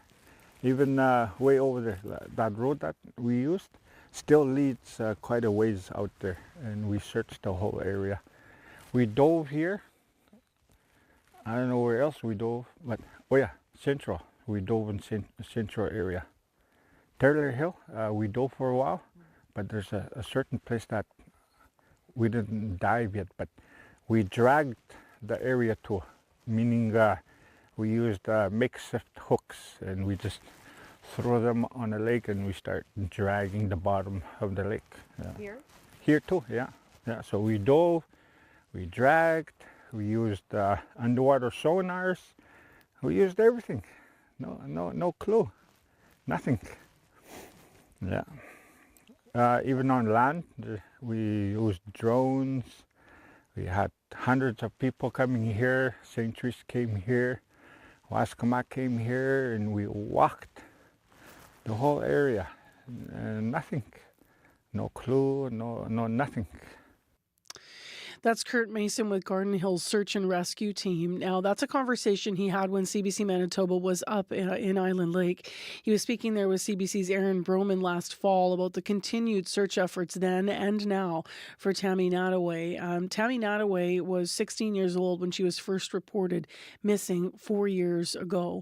And if you want to read the latest on the investigation, you can go to cbc.ca/Manitoba and find the various stories we've covered about her disappearance. Breaking news happens anywhere, anytime. Police have warned the protesters repeatedly, get back. CBC News brings the story to you as it happens. Hundreds of wildfires are burning. Be the first to know what's going on and what that means for you and for Canadians. This situation has changed very quickly. Helping make sense of the world when it matters most. Stay in the know. CBC News. 7:19 is the time right now. We've got sports coming up, but not before we have a story that comes out of Peguis First Nation. Now, as you might know, the community of Peguis First Nation has flooded over 6 times in the past 18 years. The Fisher River that goes right through the community crests every spring. It's displaced so many of its residents over the past few years, and many of the homes left are condemned and need major repair. But that's where our next story comes in. RRC Polytech has set up a carpentry class in the community. That's where the instructor is helping residents rebuild some of what's been lost. CBC's Jim Agapito visited the carpentry class in Peguis to learn more and see more. And there he spoke with carpentry students Isaiah Sutherland, Brandon Paul, and Shane Bear. We've been having floods for as long as I could remember. There's still people that are evacuated from 10 to 15 years ago. Houses are condemned now, and the housing list is so jam-packed that people might not even get a house, and people don't see the need to come back anymore because they've been waiting for so long, and they're pretty much kind of homeless. Noticed a lot of homes that were abandoned. They just didn't want to fix the framing, the insulation, say about 5 feet of water in your home, you're gonna have to do, but then most people don't want to do it. Hopefully, if we get more carpenters around Peguis, then we'll get more jobs opening too, and material like that, for the community-wise. And there we have it. There's my 10 degrees. I'm Brent Sharp. I work at Red River Community College Polytech. I'm a carpentry instructor. The training has to reflect their culture and where they live. Think of a camper with slide-outs. But it's a whole trailer that opens up into 900 square feet, and we can train carpentry, we can do welding, we can do electrical, we can do anything in that. It's a portable classroom. So coming here into the community, bringing the training to them will allow them to have all the supports that they require for them to be more successful. My name is Isaiah Sutherland. I'm in the Red River College carpentry course. I took this course because I've done all sorts of trades. I've done the heavy equipment, I've done some plumbing, and this course, I've always liked working with my hands and building stuff, but not just Peguis that's struggling with homes. There's other reserves far north that don't really have much. It's almost like a shed they're living in. So if I could start my own business and move there, help build more homes, that will be my ultimate goal.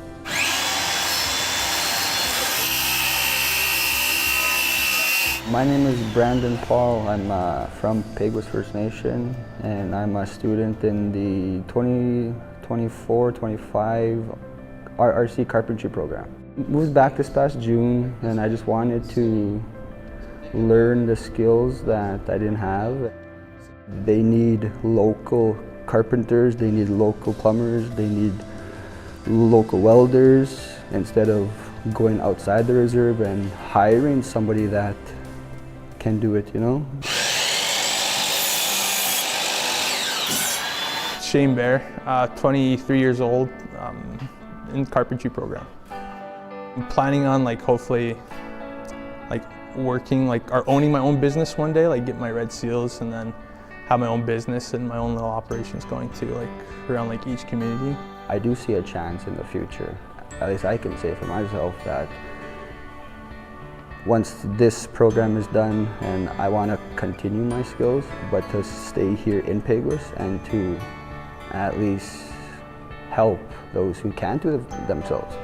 We have greater success because being here, they get to go home and see their families every night. Most of them have kids. They don't have jobs, and they're looking to have a job and work within the community. So there's capacity of employment if we can help with that capacity. And it starts here with the carpentry program. Isaiah Sutherland, Brandon Paul, and Shane Bear are the carpentry students and part of the program set up in Peguis First Nation. Thanks to CBC's Jim Agapito for gathering the story for us. And if you want to see a video of the class in action, go to our YouTube page at youtube.com/@CBC Manitoba. And we are back on YouTube this morning. Kevin DiPatebo back on the team, who is our producer of the channel. So if you've yet to check out the show, please do say hello to us there. Comment in the comments section. If you are a regular on YouTube, you're going to notice that behind me this morning in our radio studio, what you were getting over December was the roaring fireplace. So we thought we'd get in the holiday mood. And now we're back to having the city skyline behind us at Winnipeg and the streetlights glowing. It is minus 23 in Winnipeg. It's mostly cloudy, and a high of minus 17 is where we're heading today. We have extreme cold warnings for parts of the north, to Dooley and Brochet, and then Westman, including Brandon, with an extreme cold warning as well. Well, news coming up here at 7:30, but first, let's get to morning sports. Scott Reguer joins us. Happy New Year. Yeah, happy belated New Year, Marcy. Yeah, you as well. All right, so there was a familiar winner in the World Junior Hockey Championship, and if you've been not following this at all, it was not Canada, nowhere near it. No, it was instead the same country, Marcy, that won last year's tournament. Lead pass for Stiga. Here comes Teddy Stiga. Oh, Stiga shoots, scores! Teddy Stiga, golden goal! And the United States has won back-to-back World Junior gold medals. Little used Teddy Stiga with the overtime winner, Marcy, for the U.S. over Finland. As you heard in that call by TSN, it gave the Americans first ever back-to-back world titles. In fact, they haven't lost a game in regulation time in consecutive tournaments now, which prompted their captain, Ryan Leonard, to call them a dynasty. U.S. coach David Carl was asked his thoughts. You look at the grassroots that's going on by USA Hockey, by many of the NHL teams, and growing the game. The player pool continues to get bigger, deeper. You know, my opinion is that it's a sign of things to come, and we're really proud of the fact that we were able to win back-to-back and be the first team to do that in USA Hockey history. But I think for us, it's keeping on this path and making sure that we continue to raise the bar and have the standard. There is an uncomfortable truth, Marcy, in Carl's comments, uncomfortable for Canadians anyway, because the U.S. is now the world's dominant hockey power, not just at the junior level. The American lineup for next year's Four Nations Cup, well, it's stacked, boasting more talent at every position, especially in goal, thanks to Connor Hellebuck and company, than teams like Canada do. With a population 10 times ours, 18 more NHL teams than there are north of the border, not to mention a dollar you may have noticed is pretty strong against the loonie at the moment. The U.S. is now in the driver's seat in a sport where money talks. So, Happy New Year, Canadian hockey fans. Ouch, Don't want to be too right? doomsday-ish about Yeah. it, but the writing's on the wall a bit here. And I got to say this now that I'm back behind a mic. I mean, maybe this was discussed last week, but I get the analysis of our hockey programs in this country. What I'm not a really big fan of is people being so hard on the individual kids who are playing in this tournament. No, absolutely They're not. kids. Yeah. They're young. They are, absolutely. You know? Yeah. But yes, there's some analysis to be done. All right, let's talk about growing American interest in women's hockey as well, right? For sure. More than 12,000 on hand yesterday in Seattle, Marcy, as the so-called takeover tour got underway. The game saw Boston edge Montreal in what was a pretty exciting shootout. The contest took place almost a year to the day the PWHL's inaugural season began. Here is Boston's coach, Courtney Kessel. It's an exciting time for our game. We had an amazing audience here today, and hopefully moving forward we can continue to grow this. But I just think if you think about where we were 1 year from today, who would have thought that we could expand, so soon, right? And just reach out to all these young girls. And so I think just continue to grow it each and every day, and that's really what these players do. In welcoming the PWHL, Seattle Kraken assistant coach Jessica Campbell did the puck drop to roaring applause yesterday. Campbell, of course, made history this season, becoming the first female coach in the NHL. Several Kraken players were in attendance for the game yesterday, as were Seattle sporting icons Sue Bird and Megan Rapinoe. So you can see why that city would be on the short list for PWHL expansion. And what else stands out for you from what I guess is the first sports weekend of the year, right? Yeah, a big signing by the Bombers. Veteran O-lineman Patrick Neufeld returning for at least one more season. They made that announcement yesterday. Neufeld back on a one-year deal. South of the border, the Super Bowl is going through Motown. The Detroit Lions secured the top seed in the NFC by thrashing Minnesota last night. Meantime, in luge... This is remarkable. Congratulations to Ukraine. A mere 4 seconds behind the two close leaders. But drama is drama, and a great story is a great story. That's the call, Marcy, of Ukraine winning bronze at a World Cup luge meet yesterday. This is the first time the country's made the podium in 16 years. And to say the feat is a great story is an understatement because of the Russian invasion. Ukraine doesn't even have a sliding track anymore, nor does it have much history in any sliding sport. No Olympic medals in luge, bobsled, or skeleton. So congratulations on that bronze medal win yesterday. Wow. Holy Cool, moly. eh? Yeah, it is Yeah. cool. Thanks, Scott. You bet. That is Scott Regehr with our morning sports on CBC. Your commute's going fine so far, 788-3093. And stay with us because after the news, the outgoing U.S. ambassador to Canada will be in studio with us live. 2 years ago, he spoke about the important and, as he put it, personal relationship between our two countries. What's he thinking today with the threat of 25% tariffs from the president-elect and the same president-elect that jokes Canada could consider becoming the 51st state? Also, of course, it's January 6th. So lots to talk about. He will be in studio with us coming up right after your CBC Winnipeg News. This is CBC News. Good morning. I'm Heather Wells in Winnipeg at 7:30. Still cold, minus 23 right now. We will be slightly warmer than yesterday, a high today of minus 17. And then by later this week, we see temperatures nudging close to melting. A downtown Winnipeg soup kitchen, usually a grab-and-go option, now has more people lingering in this brutal cold. Peter Mulligan at Lighthouse Mission says people experiencing homelessness are spending more time inside. They might be more limited in some of the resources they need, whether it be clothing items, hygiene items, or meals. So they're kind of buttoned down. So the cold weather has an effect on them accessing some needed resources that are in the area. McMullen says Lighthouse Mission is busier this winter compared to previous years, not just because of the bitter weather. He says inflation and food prices continue to drive demand for services like emergency shelters.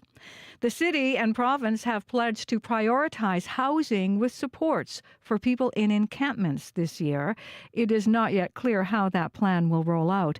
West Central Women's Resource Centre in Winnipeg offers housing programs with caseworkers who support tenants exiting homelessness. CBC's Rosanna Hempel reports. Hey, you guys okay in there? It's West Central. West Central's outreach team is driving from encampment to encampment across Winnipeg, making sure people get food and stay warm. Team lead Ren Armstrong hopes these drop-ins eventually lead to housing. If we're starting from square one, some people have no ID.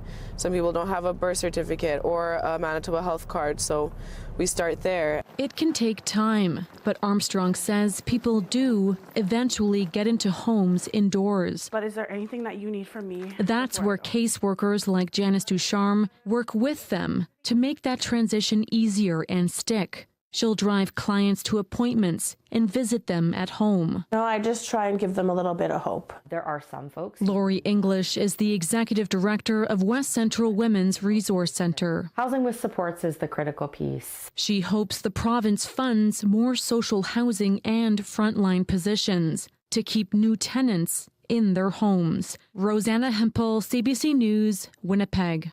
And you can hear more on this story in the next hour after 8 on CBC's Information Radio.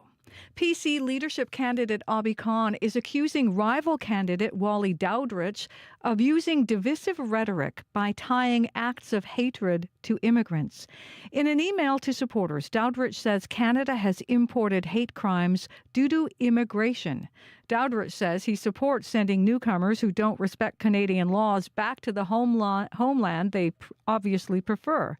Khan says he agrees laws must be upheld, but says that applies to everyone, whether or not they're born in Canada. Manitoba is a province that has always celebrated diversity. It's the heart of Manitoba. It's something that we're very proud of.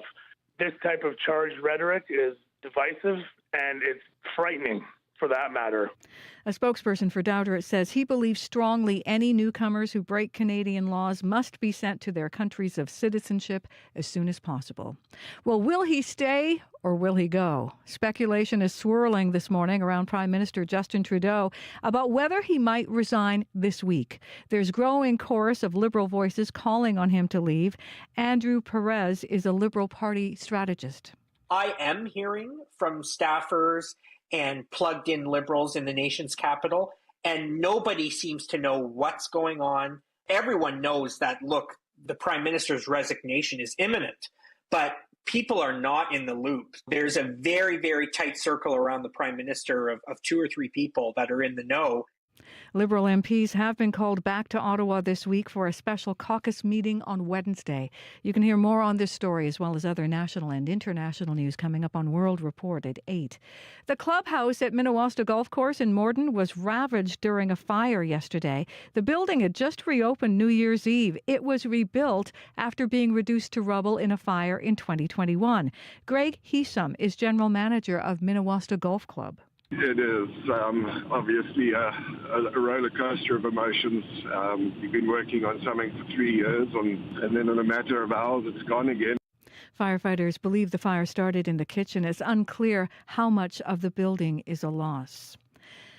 New skaters braved the cold and the ice for their first ever skating classes at the Forks Canopy over the weekend. Alejandro Paredes and her partner have been living in Canada for the last 3 years. We were excited to have the free lessons. We always wanted to ski, but never had the opportunity, and we didn't want to go on ourselves and just fall and not know what we are doing. She says they're still getting their balance and plan to keep the momentum going. Good for them. You can find more news updated throughout the day at cbc.ca/Manitoba. All right. Thank you, Heather. You're welcome. 7:36 a.m. the time right now on 89.3 FM, 990 AM on the app and YouTube. It is, the Monday where everybody kind of has to get used to things again, Abby, right? Back to routine, school's back in, and it also happens to be just bitterly cold. Yeah, I know. It's one of those mornings you're like, is it still like the holiday period, or do I have to get back to work today? Get out the calendar, remind yourself what day it is. And you're being greeted with this extreme cold warning, which is in effect for much of western Manitoba. And the farther north you go, the brutal it gets. Wind chills expected to be in the range of minus 40s in some areas today, so you need to stay safe. Though temperatures are going to be dropping near minus 30 later, but it's still pretty cold out there. Winnipeg, we are currently at minus 23. Expect some clouds to roll in. We have this slight chance of light snow in the forecast. We get to a high of minus 17 today, though the wind chill for this region makes it feel like minus 34. And if we go to Brandon, as mentioned, we are around minus 28 in that area. We're seeing clear conditions, though extreme cold warning in effect for Brandon. Wind chill feeling like minus 40 this morning. Similar conditions to Winnipeg in the south central region. We're seeing temperatures around minus 25. In the Parkland region, Dauphin is sitting at minus 19. You should see some cloudy conditions, light snow in the forecast this morning. That will taper off this afternoon. Highs around minus 16. Wind chill value around minus 29. The Interlake region, we're looking at minus 25 in Gimli. Some sunny conditions you will experience later today, though some clouds will roll in. A slim chance of a light snow in the forecast. Highs around minus 17. Wind chill around minus 34. For the powerful influence, we're looking at temperatures around minus 20 at this time. The region is seeing light snow. A mix of sun and clouds will come once that tapers off, and then you see highs around minus 24, though the wind chill feels like minus 26 this morning. For Thompson and Churchill, Thompson is at minus 19 with light snow drifting and blowing here and there. That should clear off later, and you see highs around minus 26. The wind chill feels like minus 34 this morning. And further north in Churchill, temperatures around minus 29 with ice crystals in the air. The snow should be with you for much of the morning. You see highs around minus 33, and the wind chill value for Churchill around minus 40. So across board, Mercy, it's extremely cold this morning with that warning in effect for western Manitoba and some parts of the northern part of the province. All right, thanks, Abby. Thank you. Abby Adeyemi with our forecast today. Let's get to Corey for a look at our commute. Fairly quiet commute overall. Did get a call from Andy on the commuter line. He said on Archibald heading towards Provence, just outside the Loveday Mushroom Farm there by the tracks, there is a stalled school bus in the curb lane, so keep left to get around that. Other than that, if you see something else going on, give me a call on the CBC commuter line. That number 204-788-3093. All right, thank you, Corey. Thank you. It is 21 minutes now to 8 o'clock on CBC on this cold Monday morning. I'm Marcy Marcusa with our team here at the show. Well, it is also January 6th, and 4 years ago today, Donald Trump supporters attacked Capitol Hill in an effort to overturn the lawful results of the 2020 election that Joe Biden won. And what a difference a few years makes. Now Trump is president-elect, and when it comes to Canada, we're on unsteady ground, to put it mildly. He's taunted Prime Minister Justin Trudeau, calling him a governor of a great state. Of course, there are the tariffs. Trump has threatened a 25% tariff on all goods entering the U.S. from Canada starting January 20th. That's his inauguration day, unless our country curbs the flow of drugs and migrants across the border. Where does this all leave us? The state of our relationship with the U.S. and the idea of diplomacy. Well, my next guest is the U.S. Ambassador to Canada, David L. Cohen. He is in studio live. He is outgoing when Trump is incoming, but not before his farewell tour that he's been on after 3 years in the position. Good morning to you. Good morning, Marcy, and thanks very much for having me on your air.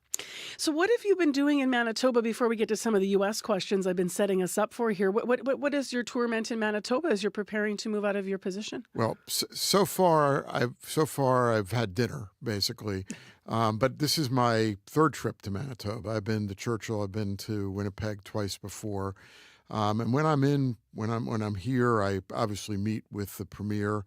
I was arguably his first meeting when he became Premier. He was actually just Premier-elect, and I snuck in the day before he became Premier and had a good meeting with him. That was my second meeting with him.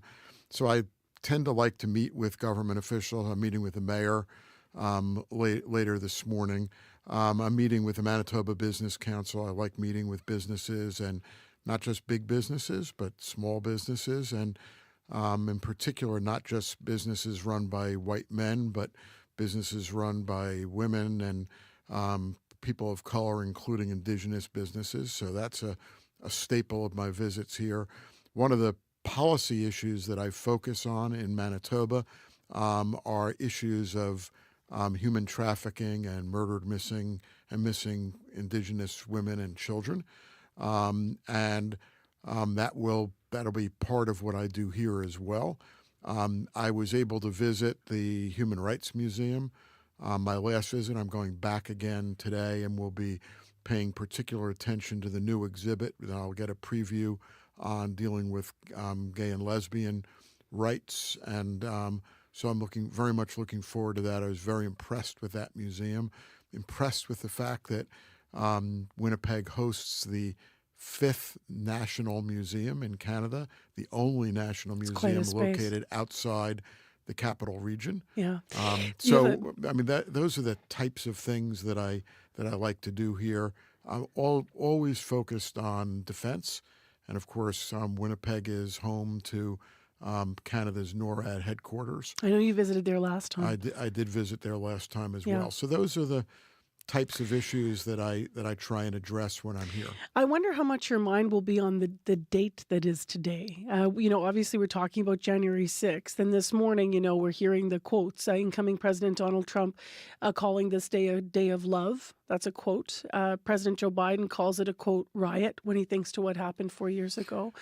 He warns Americans, to about efforts to, quote, rewrite and even erase the history of the day. So he's warning that doesn't happen. What's going through your mind as the U.S. ambassador to Canada? So I have a couple things that run through my mind. I mean, like President Biden, I have no interest in rewriting the history of January 6th 4 years ago. I think it was a dangerous day for democracy and a dangerous day for the United States. On the other hand, I am the eternal optimist. As my team will tell you, I'm always a glass half full kind of guy. And so I look at January 6th of 4 years ago as the ultimate testament to the durability and the stability of American democracy. And we survived January 6th of 4 years ago. And the United States survived, the democracy survived, and it's thrived in the last 4 years.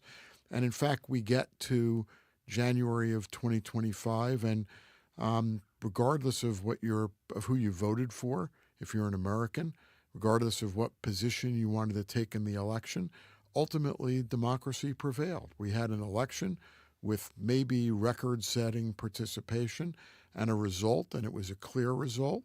And now we're enjoying a very clean transition of power without the difficulties that we had 4 years ago. And so I prefer to look at the election results in 2024 as not necessarily whether Donald Trump won or Kamala Harris won, but I think the big winner in this election was democracy. And as President Biden said, if you're for democracy, and I am for democracy, you can't just be for democracy if your side wins.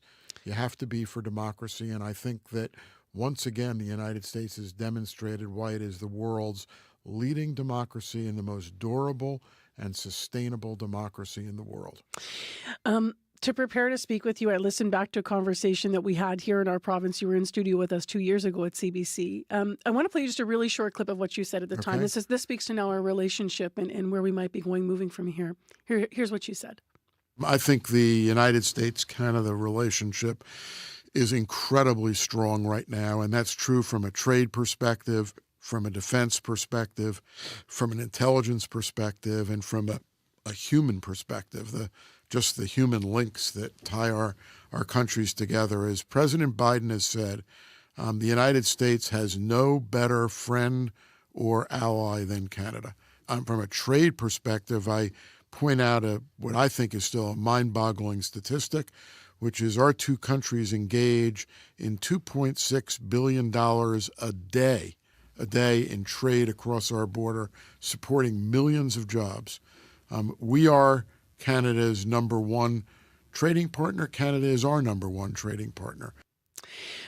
So in the context now I could have said that last week. Except for the fact that we have incoming President-elect Donald Trump, and we have to talk about the 25% tariff threat. And what I would love to hear from you this morning is what's your sense of the where the line is between rhetoric and reality with this threat? Yeah. So I have to start with a caveat, which is that I don't speak for the president-elect. First of all, he is only the president-elect. He is not the president. He does not speak for the United States today either. We have a big tradition. There's only one president at a time in the United States, and Joe Biden is the president. But I think you've asked the right question, which is there's rhetoric and then there's reality. And I think you're certainly hearing rhetoric from President-elect Trump. I don't know what the reality is. I'll remind everyone that 8 years ago, President Trump threatened significant steel and aluminum tariffs on Canada. They never occurred.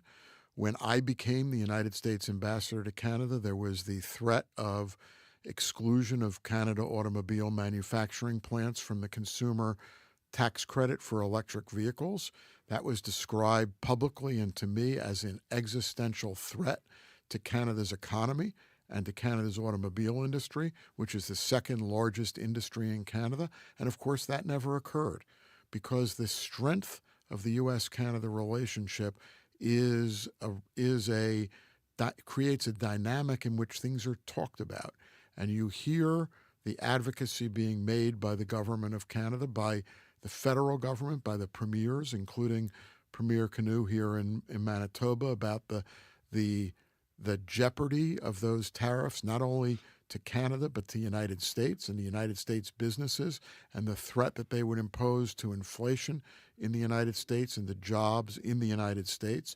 And so we're a long way from where there's a 25% tariff or any type of tariff being imposed on Canadian goods being imported into the United States. And I think I'd caution to allow this to play out and to allow the durable, strong, ongoing relationship between Canada and the United States to play itself out before panicking.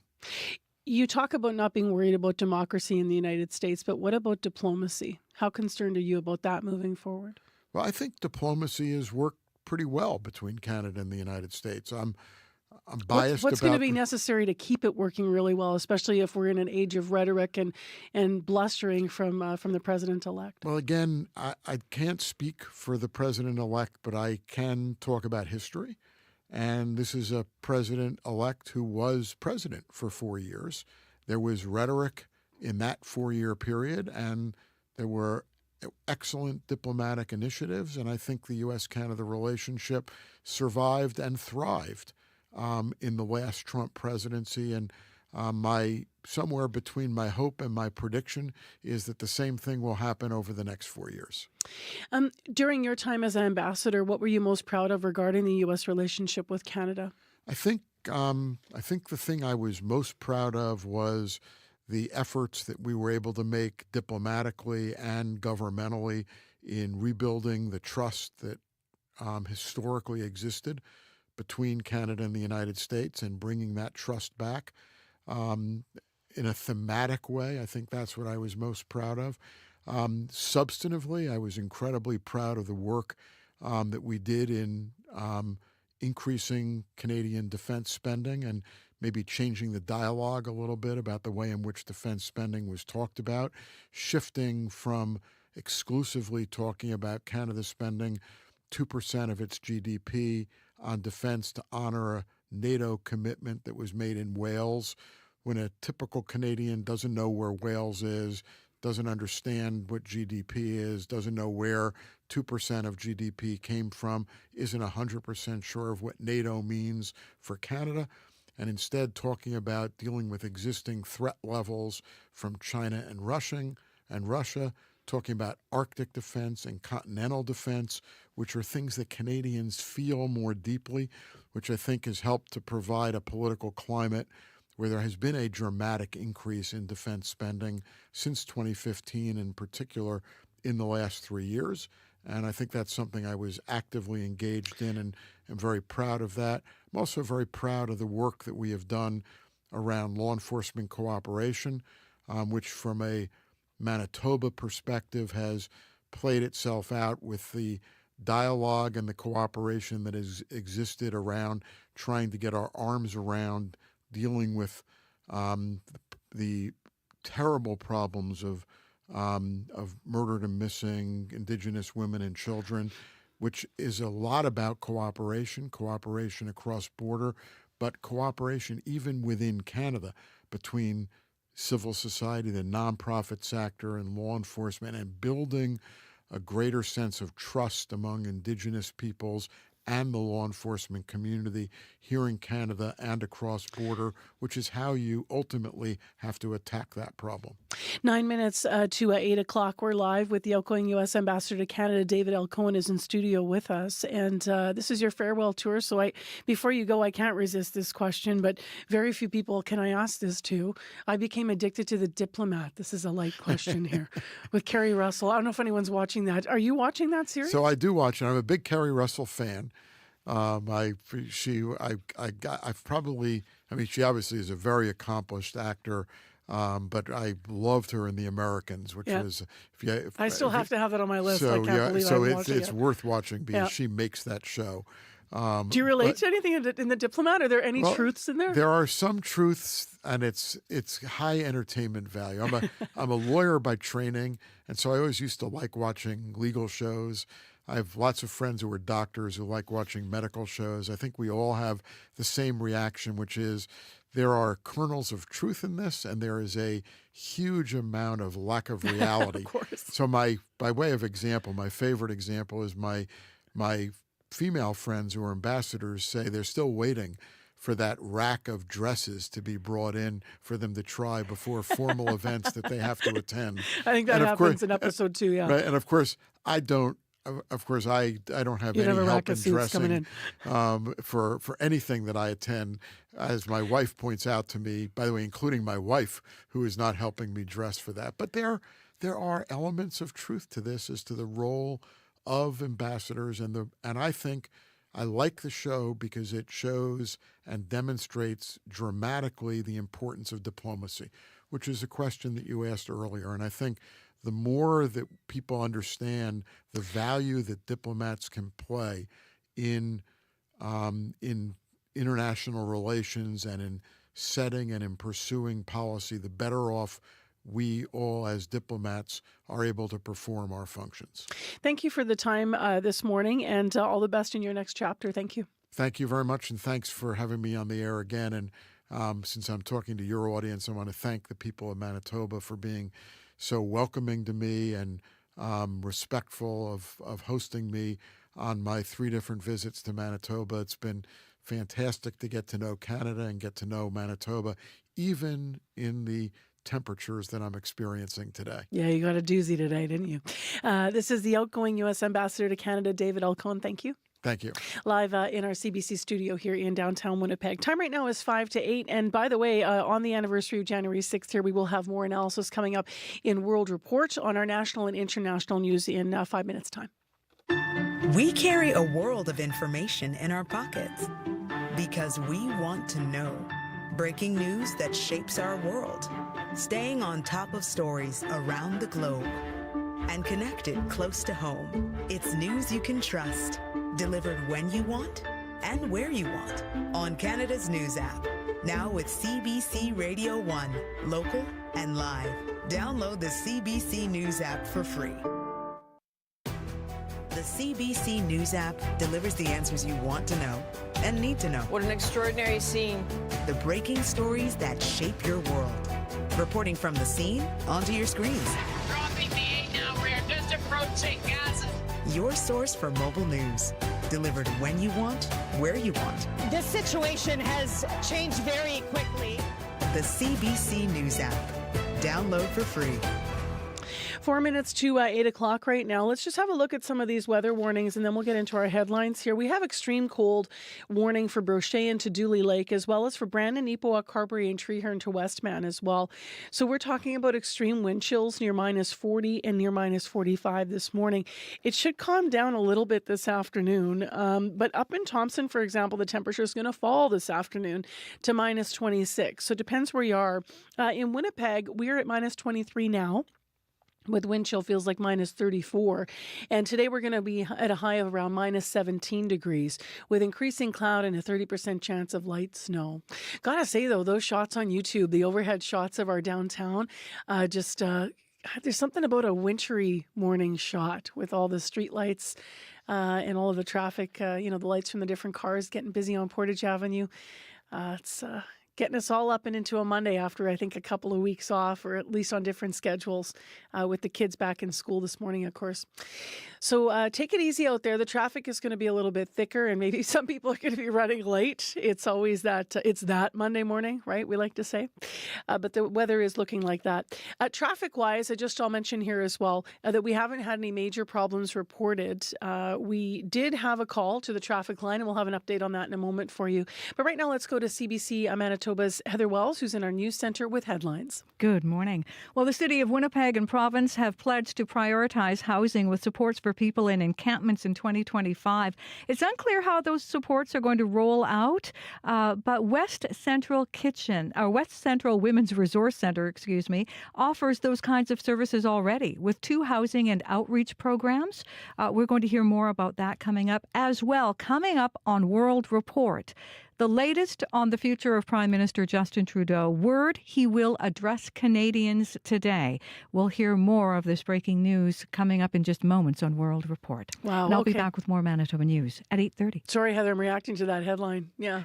It's been developing all morning. So we've been waiting to hear. We'll have to make sure that we're ready to cut in as well here, should he step to a podium. Thank you. You're welcome. Okay, let's get to Corey Funk, who we are also waiting to hear from because he has that update in traffic I was mentioning. Yes, so Archibald, just shortly before Provencher, there's been a stalled bus just right outside by the tracks by the mushroom farm, blocking the curb lane. So keep left to get around that. Got that call from Andy. Other than that, haven't heard of any major issues. Give me a call, though, if you do see something. 204-788-3093. Okay, so to reiterate the time here, I'm just watching our national coverage of when Prime Minister Trudeau was expected to come to the mic. Just to reiterate some of the detail, we're expecting 9:45 our time. So 10:45 Eastern. So it's not going to happen during the program here. But of course, we'll have coverage of that moving forward. Also, coming up here locally on our program after 8 o'clock on the morning show, both the province and the city have said that tackling homelessness will be a top priority this year. You've been hearing a bit about this in the news. After 8, we're going to hear from advocates about what supports they say are needed to help make the transition from encampments to rental units. How does that actually happen? CBC's Rosanna Hempel has been following this story, and she's going to join us in studio after 8. Stay with us.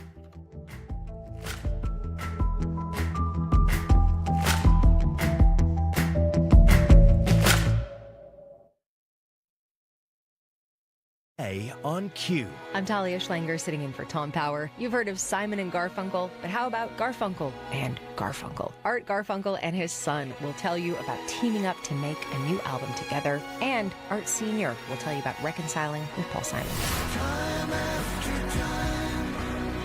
Q, this morning at 10:30 in Newfoundland, and on the CBC Listen app, or wherever you get your podcasts.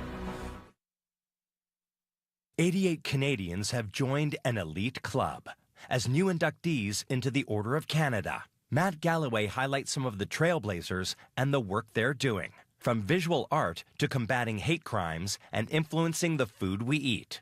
On The Current, in half an hour. This is World Report. Good morning, I'm Marcia Young. Breaking news out of Ottawa, we have just learned Prime Minister Justin Trudeau will address Canadians today at 10:45 this morning. For weeks, members of his own Liberal caucus have been calling on him to resign, and today he is widely expected to do just that. The host of CBC Radio's The House, Catherine Cullen, joins me now live from our Parliamentary Bureau. Catherine, Trudeau is going to speak in just hours. What will you be watching for? Well, Marcia, pressure from his own MPs has made it essentially impossible for Justin Trudeau to stay on to fight the next election. But there is the question of whether he remains on while the party picks a new leader and how long that process is going to take. The backdrop to all of this is significant for this country. Donald Trump's inauguration is just days away. His threat of tariffs will have massive implications for Canada's economy. And who is leading the country through all of this likely matters profoundly. So, does Justin Trudeau stay on in the interim? Does he articulate what he believes the party should do in order to go about replacing him? Also interesting, though, to listen for this morning is the why. All signs suggest Justin Trudeau does not want to go. He's essentially being forced out. So it'll be interesting to see how he talks about his motivations. This news conference, where he will both make an announcement and answer questions from the media, is being held at Rideau Cottage. It is his family home. It is also a place Canadians got to know. It's where he held some of those first news conferences in the wake of the pandemic, trying to update Canadians. So perhaps speaking in a way to some of what his legacy will be. If Trudeau does in fact resign, what happens next in government? Well, there's also the question of whether or not the Liberals prorogue Parliament. The opposition parties have said they are ready to take down the government and force an election. But if the Prime Minister wants to prorogue, it's a critical time, as we were just discussing, for Canada-U.S. relations. At some point, there are money bills that will need to be passed. How long can Parliament really essentially be put on pause? Whatever the Liberals pitch, it will need support from the Governor-General, if indeed they do pursue prorogation. Also the question of what a Liberal leadership race would look like. Can anyone embody the change that so many Liberals believe they need in order to avoid a shattering defeat in the next election? Marcia? All right, thank you, Catherine. The CBC's Catherine Cullen, live in Ottawa. Stay with CBC News for the latest on this story as we get it. 4 years after his supporters stormed the U.S. Capitol, Congress will certify Donald Trump's election win. Vice President Kamala Harris will preside over the ceremonial confirmation today. And security around the Capitol is tight. U.S. President Joe Biden is vowing there will not be a repeat of the violence on January 6th, 2021. The CBC's Richard Madden is in our Washington bureau. And Richard, what can we expect today? This is mostly a ceremonial process that never got a lot of attention until 4 years ago today, when a violent mob of Trump supporters stormed the Capitol, baselessly claiming fraud. Now, since then, we've seen a lot of changes on Capitol Hill, a whole lot of reforms to the process itself. Now, one change is the Electoral Count Reform Act, which makes it tougher for individual members of Congress to challenge results. And it also adds clarity to the role of the vice president. It's purely administrative, so they can't judge results or refuse to certify it. So this means Vice President Kamala Harris has to certify that her presidential rival Donald Trump won the election. What are we hearing from Joe Biden? Yeah, so President Biden wrote an op-ed in the Washington Post reflecting on those Capitol attacks from 4 years ago. He wrote there's an unrelenting effort to, quote, rewrite, even erase the history of that day. Now, some have dismissed January 6th as a protest that got out of hand in minimizing what happened, and Biden's op-ed echoes what he told Democrats last night at the White House, warning America's democracy is fragile and not guaranteed. Listen. 4 years ago, January 6th, this Capitol was attacked by a violent mob. And our democracy was really literally put to the test. And thankfully, our democracy held. Now, Biden issued this blunt warning as his successor, incoming President Trump, has suggested he might pardon those rioters who stormed the Capitol, claiming they're hostages who've been wrongfully imprisoned. Now, Trump will be sworn in exactly 2 weeks today. All right, thank you, Richard. Thanks. The CBC's Richard Madden in Washington.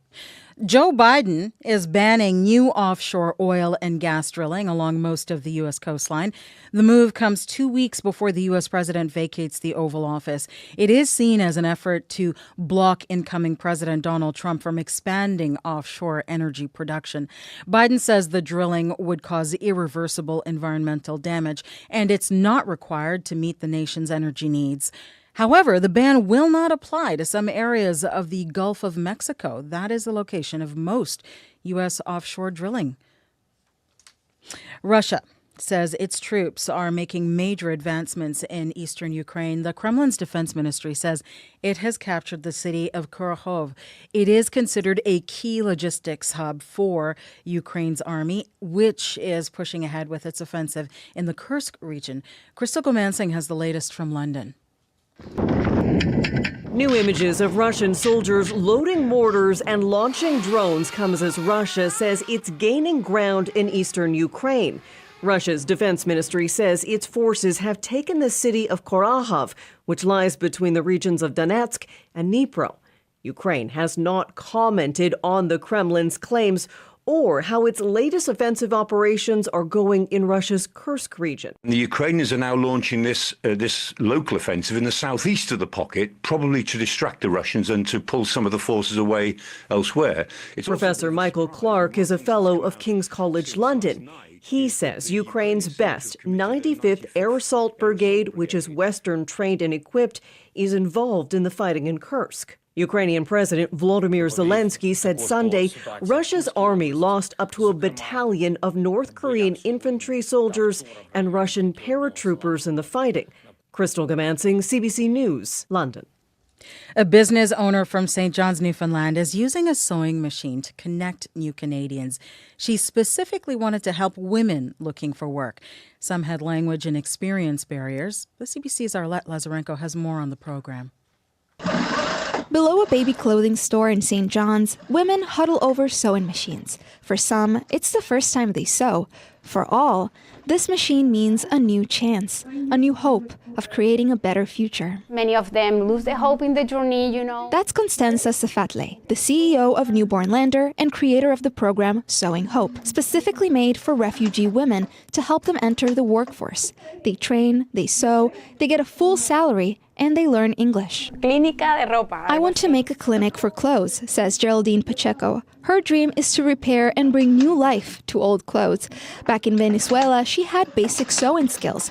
The program helps her take them to the next level. It's the opportunity to not only learn, but also to do business, she says, how to sell, how to manage in the Canadian market. Pacheco escaped political chaos. Other women escaped war, lost family members. They bond over the past, sewing, and hope for the future. Safatle hopes other businesses take notice. I believe in them, and I think nobody else did it. I feel it is an opportunity for this community to see how you can do things differently, short time, and see the potential that these women have. The province of Newfoundland and Labrador and the North Pine Foundation saw the potential too, giving Safatle $1 million for the program, which she says can impact 120 women in the next 2 years. Arlette Lazarenko, CBC News, St. John's. There may not have been a big Canadian winner at last night's Golden Globes, but Canada still had a special onstage moment when Seth Rogen and Catherine O'Hara presented an award together. We're actually both much more acclaimed for our Canadian work. That's right. Back home, we each have extensive history in award-winning performances. Yes. I guess they got stopped at the border. Exactly. Catherine won not one, but 2 golden antlers for her work as Mama Morissette in the Alanis Morissette story. Thank you. Yes, very, very intense. Yes. So, who did win the night's biggest awards? The Brutalist won the prizes for Best Drama, Film, Best Director, and Best Actor. And the musical Emilia Perez took home Best Film, Best Supporting Actress, Best Song, and Best Non-English Language Film. And recapping our top story, Prime Minister Justin Trudeau will make a public address in just under 2 hours. He will be speaking to the media from the front steps of Rideau Cottage at 10:45. Sources tell CBC News Trudeau will announce he intends to step down as soon as the Liberal Party chooses a new leader. Stay with us for that and so much more right here on CBC Radio. That is World Report. I'm Marcia Young.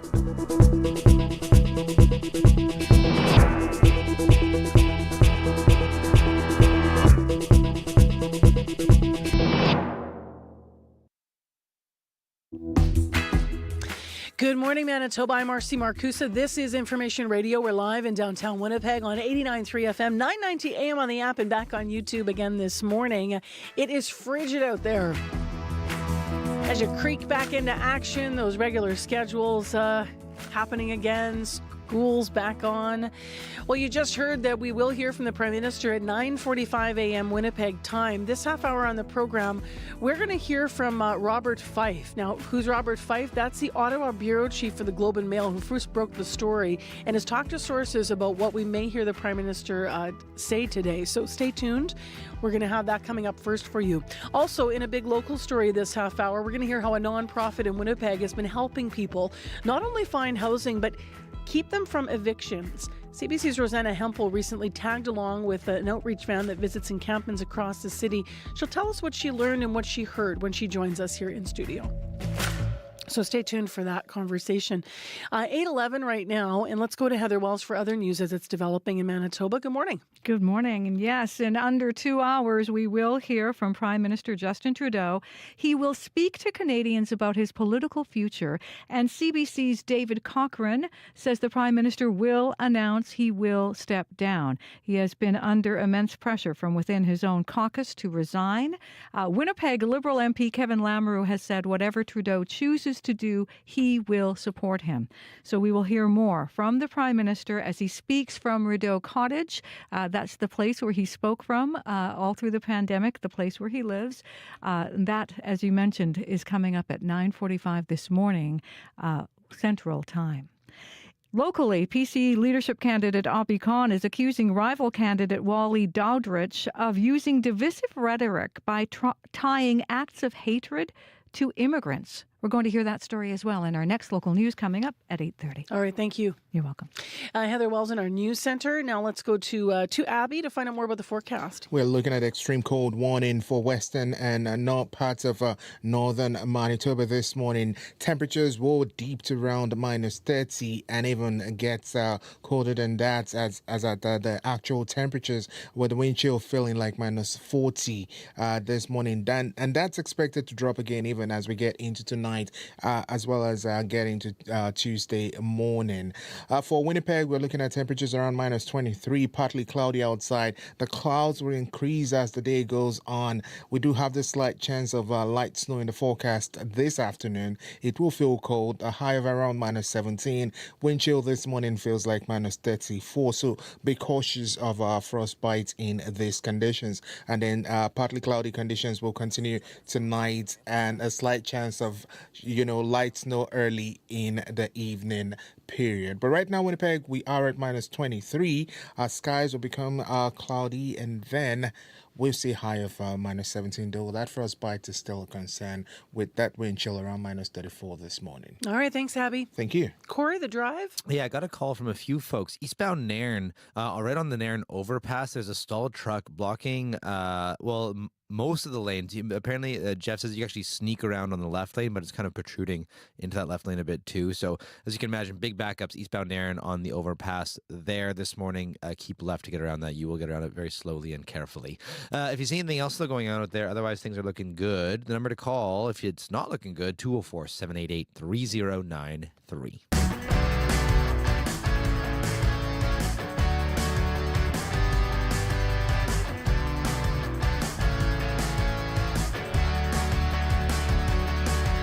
Well, with the news coming out this morning that the Prime Minister will speak to the country, and we will try to answer media questions as well, and speak publicly at 9:45 this morning Central Time.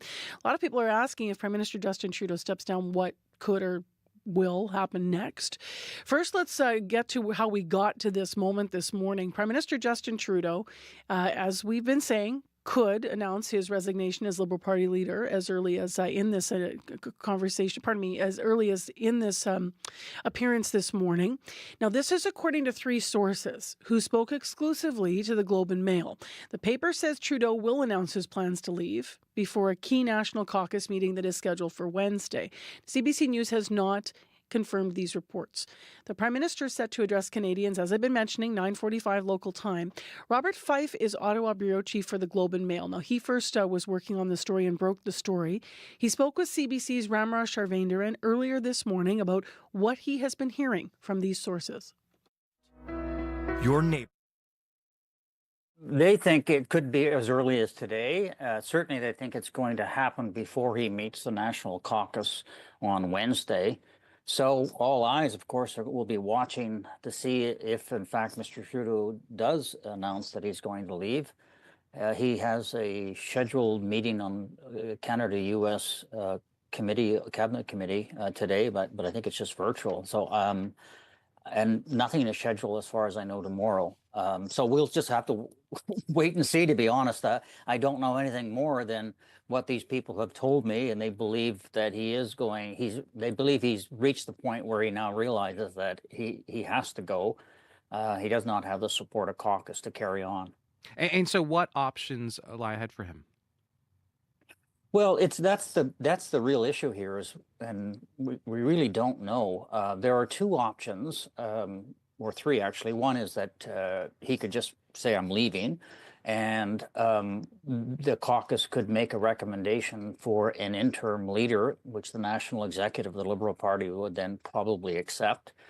And but there's drawbacks on that, because there has never been a situation where a sitting prime minister has walked away, resigned and just walked away without. Usually what happens is they hold a leadership convention and they remain in power until a new leader is selected and they move on. So the second option is clearly holding a leadership contest, but normally that takes about 4 to 5 months, and they really don't have the timetable to do that. It has to be much shorter leadership contest because you'd have to prorogue Parliament to begin with, and there's another issue. There is a supply vote that has to take place by March 28th to basically fund the government. And so that would run into big problems as well. So really, we have to figure out a wait and see. If he does say he's going to step down, we'll have to then see what the Liberal Party's national executive is going to do in terms of whether it's an interim leader or whether they're going to have a leadership contest, but it'll have to be a shortened one for obvious reasons because the government could fall at any time. Now, when it comes to the possible prorogation of Parliament, what exactly needs to be considered there for the party and for the Governor General? Well, I think the Governor General might allow him to prorogue Parliament and to have for a few months. In any case, she may allow him to do that. Some people argue that he shouldn't be allowed to do that. Certainly, the opposition parties or the Conservatives will argue that he has lost the confidence of the House already, and that he shouldn't be allowed to prorogue Parliament. He should face Parliament and see whether the Liberal government can survive. So there is a debate about that, but I think most parliamentary experts think that if he went to the Governor General, she would probably grant it. But again, there is a division of opinion on that. And so if he does resign as leader, who's likely in the running to replace him right now? Well, the Finance Minister, Dominic LeBlanc, pretty widely respected by the Liberal caucus, and he's a very good communicator. Clearly, Chrystia Freeland, the former finance minister, I think she will throw her hat into the ring as well. Foreign Affairs Minister Melanie Joly is certainly one that people are looking at. The Innovation Minister, Francois-Philippe Champagne, is also likely to be a candidate. And two outsiders, former BC Premier Christy Clark and former central banker Mark Carney. Those are all the names that are being bandied about, and I expect most of them, if there is a leadership convention, most of them will probably seek it. So that's Robert Fife, Ottawa Bureau Chief for the Globe and Mail, in conversation with CBC's Ramraj Sharvaindaran, and they're talking about what could happen next. Now, we're ahead of ourselves. We still need to hear what the Prime Minister is going to say. At 9:45 Winnipeg time, he will be speaking, and this is all in response to reports that CBC has not independently verified or confirmed, but it comes from the Globe and Mail. The paper saying at that announcement today, he will say he plans to leave, and there is a key National Caucus meeting coming up, of course, on Wednesday, so we'll all find out what is going to come next. And of course, maybe you're thinking about 2008, 2009. That's the last time we had Parliament prorogued in this country. Stephen Harper at the time. So there'll be a lot of analysis coming up through the day here. 8:20 is the time right now. Let's have a look at the temperature briefly. -22. Our high today -17. Frigidly cold, and there's a warning for cold in western Manitoba this morning, so bundle up. Well, both the city and the province has said that addressing homelessness is a top priority in this new year, 2025. Advocates and experts have long called for housing to come with something called wraparound supports so people can stay housed. Premier Rob Canoe says housing with supports is part of his government's plan. But this is still all unclear about how it's all going to roll out the plan. There is an organization, though, saying that it's already seeing some success with this. West Central Women's Resource Centre in Winnipeg offers housing and outreach programs with the wraparound support. CBC reporter Rosanna Hempel had a chance to meet with the organization and shadow some of their workers, and she's in studio right now to help break it all down. Good morning. Good morning. So you actually were tagging along with the outreach van that, to start with, visits encampments in the city. What was it like? Well, the thing that struck me the most was how much the outreach workers care about their jobs and how well that they knew their clients. So a camera person and I got to do a ride along with West Central's outreach van last month. And so they drive from encampment to encampment, sometimes bus shelters, the crisis response center, hospitals. They bring food, harm reduction supplies, and, warm clothes. It is winter. And on the evening shift that we were with them, they had hot coffee, chicken noodle soup, just completely packed in the van. And there's also some thermal. You got coffee? So that's Ren Armstrong and Megan Michelle that we heard there. They're the only two outreach workers that West Central has right now. So they took us around the Centennial neighborhood first, then to Point Douglas. They knew which corners and parks had encampments, and for the most part, who lived there. So both Ren and Megan, they announced themselves when they get there. And they told us that once they get to know someone, they'll see if they can help them find housing. Here's outreach team lead Ren Armstrong explaining how long their to-do list can be. If we're starting from square one, some people have no ID. Some people don't have a birth certificate or a Manitoba health card. So we start there. And then once we get that stuff started, then we can fill out a Manitoba housing application or call some of the landlords on our rental listings and see if there's any places that they want to go look at there. So as you heard there, they have a few things to get done before they can help someone find that place to live indoors. And they told us that all these tasks come with their own set of challenges. So for example, they might have to accompany and drive someone to an office that, in person that has set business hours. And it can be hard to reach people in encampments. Some of them don't have phones. Sometimes the tents are dismantled or moved. And they told us it takes a lot of coordination and effort for someone to finally get that place to live. So once someone does, who's experiencing homelessness, does find that home indoors, once that happens, how much support do they need, I guess, is a way to frame that? How does West Central keep supporting them? So it really depends how much help they need and whether they qualify for West Central's 2 housing programs. So the organization serves women and gender diverse people. And from what the outreach workers told me, they themselves can continue to help someone once they have homes. As for the 2 housing programs, there's one for lower acuity clients and then one for clients who do need those more check-ins or overall more help. The first one is mostly for people who already have homes, but they might have a conflict with their landlord, or they may be facing eviction, or for some other reason the home they have now is not appropriate, and they'll help them find a different home. So the second housing program is a lot more involved. Caseworkers get assigned up to 18 clients experiencing homelessness.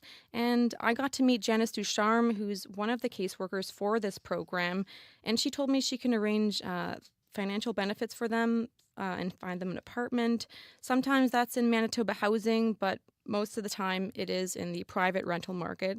So once they've helped a client move in, she'll stay in touch, keep helping them. That could be a whole range of things, everything from driving them to appointments, like addictions treatment. It could be helping them understand how to be a good tenant and meeting with landlords. So here's Janice explaining how that support helps her clients. I know a few of my participants would be still probably doing the same thing, staying in the shelter, coming to resource centers like us, not getting anywhere, basically, not being able to get to the step that they want to get to. We help it and we ease it a little bit to make this transition for them into housing or onto EIA, and we make it a little easier for them. And, instead of them having to do it for themselves, they have someone to be there behind them or beside them. Now, these caseworkers at West Central also do home visits then, and you were also invited and allowed to tag along on one of those. And how did that go? Yeah, so we got to be there when Janice visited one of her clients. Her name is Annie Charbonneau, and she agreed to talk to us.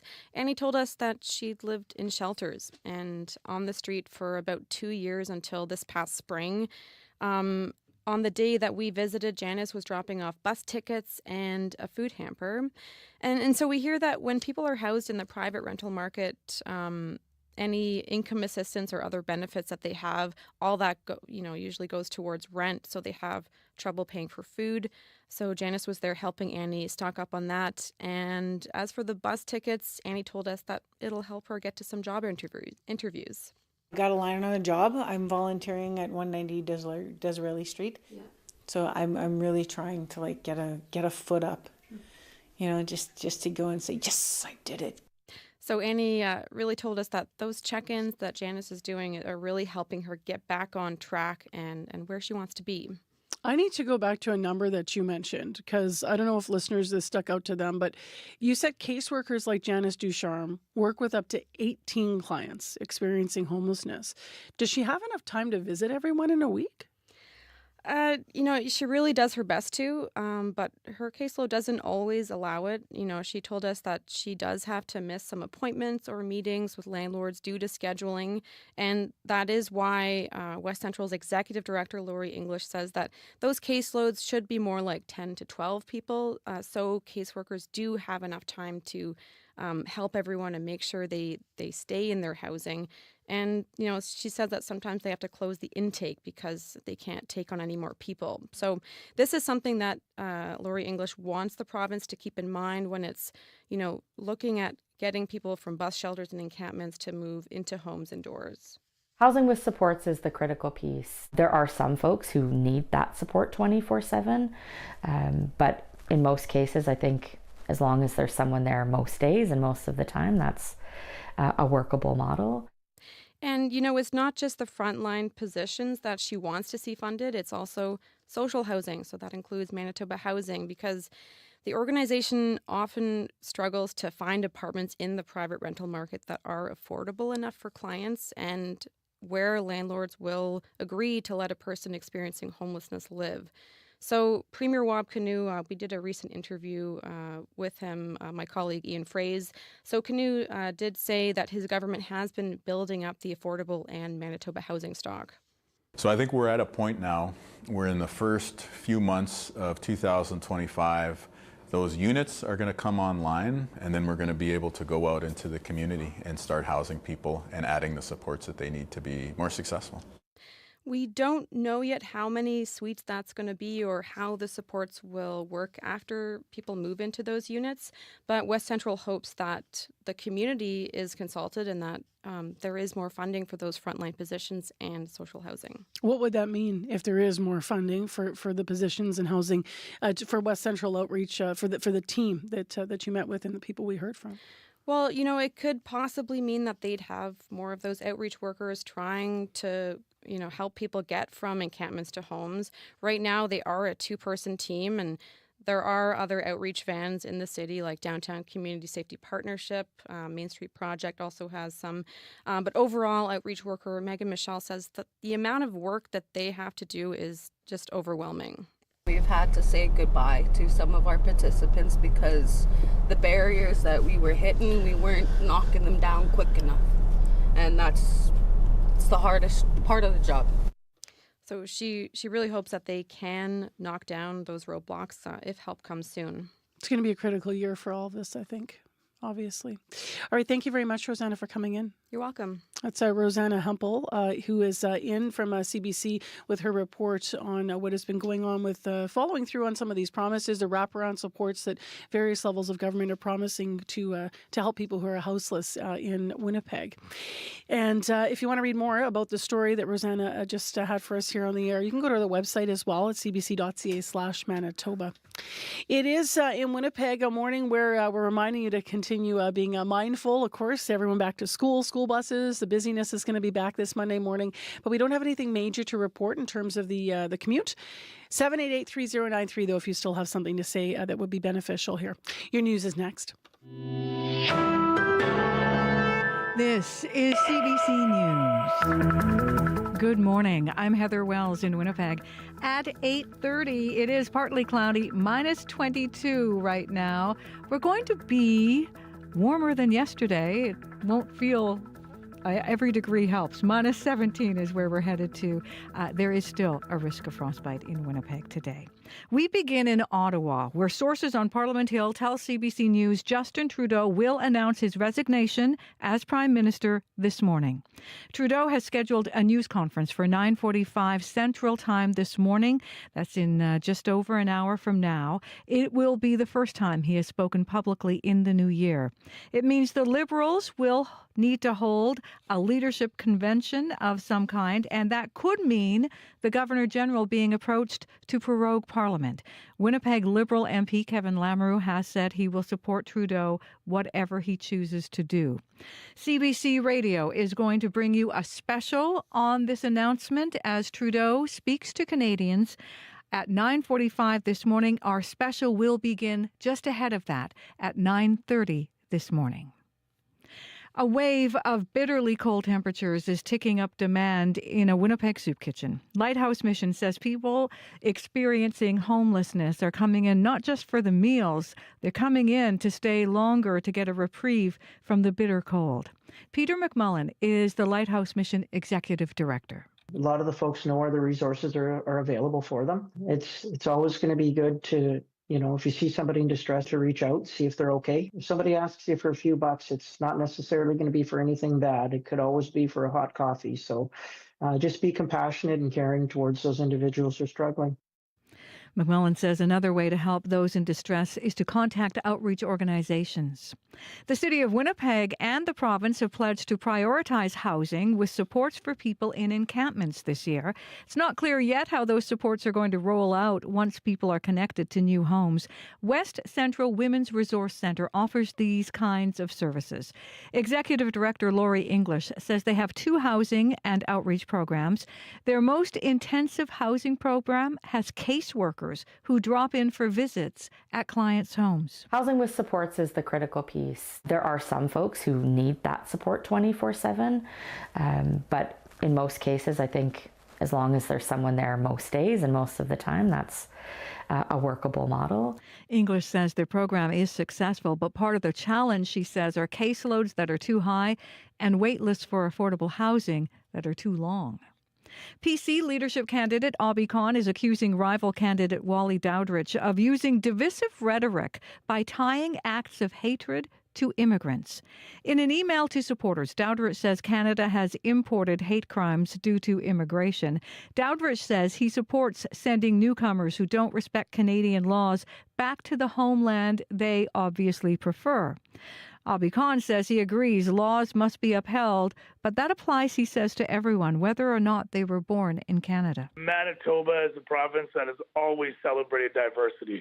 It's the heart of Manitoba. It's something that we're very proud of. This type of charged rhetoric is divisive, and it's frightening for that matter. A spokesperson for Dowdrich says he believes strongly any newcomers who break Canadian laws must be sent to their countries of citizenship as soon as possible. The clubhouse at Minnewasta Golf Course in Morden was ravaged by fire yesterday, a second time. Morden Mayor Nancy Penner says the facility just had its grand reopening on New Year's Eve. The old clubhouse had also been destroyed by fire in 2021. The biggest takeaway is just the heartbreak and sadness, but we are a resilient community and we will rally around each other and move forward. We will rebuild. Penner says the community came together to help get that new clubhouse rebuilt. More than $1 million was raised for the project. Well, the Forks turned into a classroom at the Canopy Rink over the weekend. People bundled up and laced up for a free ice skating class. Katie Roy is a figure skater and was yesterday's instructor. Her advice for those learning their way around with skates: try to lose the plastic aids. I don't think it's necessary because it teaches you to bend over, and that's not how we skate. We want to skate with our chest up and our knees bent. So yeah, just pushing, skating without that will help a lot. And some other important tips: look where you're going, arms out for balance, and if you fall forward. And our lead story this morning: sources telling CBC Justin Trudeau will announce his resignation as Prime Minister this morning. He will do so at 9:45 Central, and CBC Radio will have a special beginning at 9:30 this morning. Thanks, Heather. You're welcome. All right. So much for starting quietly and slowly into this Monday post-holidays, right? We'll see what the PM has to say. That's special coming up. Just before we wrap with weather and traffic, my quick thank yous go to our producers, Nellie Gonzalez, and acting in unit, Donna Carrero, as well to the associate producers who directly worked on the show today, Issa Kixon, Jim Agapito, and Rosanna Hempel, with pieces in today's program. Our live team, Abby Adiyemi, Corey Funk, and Kevin Ipatebo, as well as Heather Wells and Megan Ketcherson and Joni Nicolo in our news department. All right, last word on the road, Corey? Now, northbound Smith, just before Broadway, heard that there is a stalled car in the middle left lane. Look out for that. Also, eastbound Nairn on the overpass is blocking the right lane as well as a bit of the left lane as well, so you have to sneak around it. Big backups there. Thanks to everyone who called today. Abby? From Winnipeg down south to the northern regions, it's dangerously cold today in Winnipeg. We'll get to a high of minus 17 later, though the wind chill is going to feel like minus 34 in western Manitoba. And Winnipeg should be around that I'd call it, this minus 22 is okay for this morning. All right, thanks, Abby. Thank you. So everyone's going to start looking up what does prorogue mean, just in case that's the direction all this goes, right? How do you say it? What does it mean? When's the last time it happened in Canada? We will talk to you on the other side of this tomorrow morning. I'm Marcy Marcusa. This is CBC.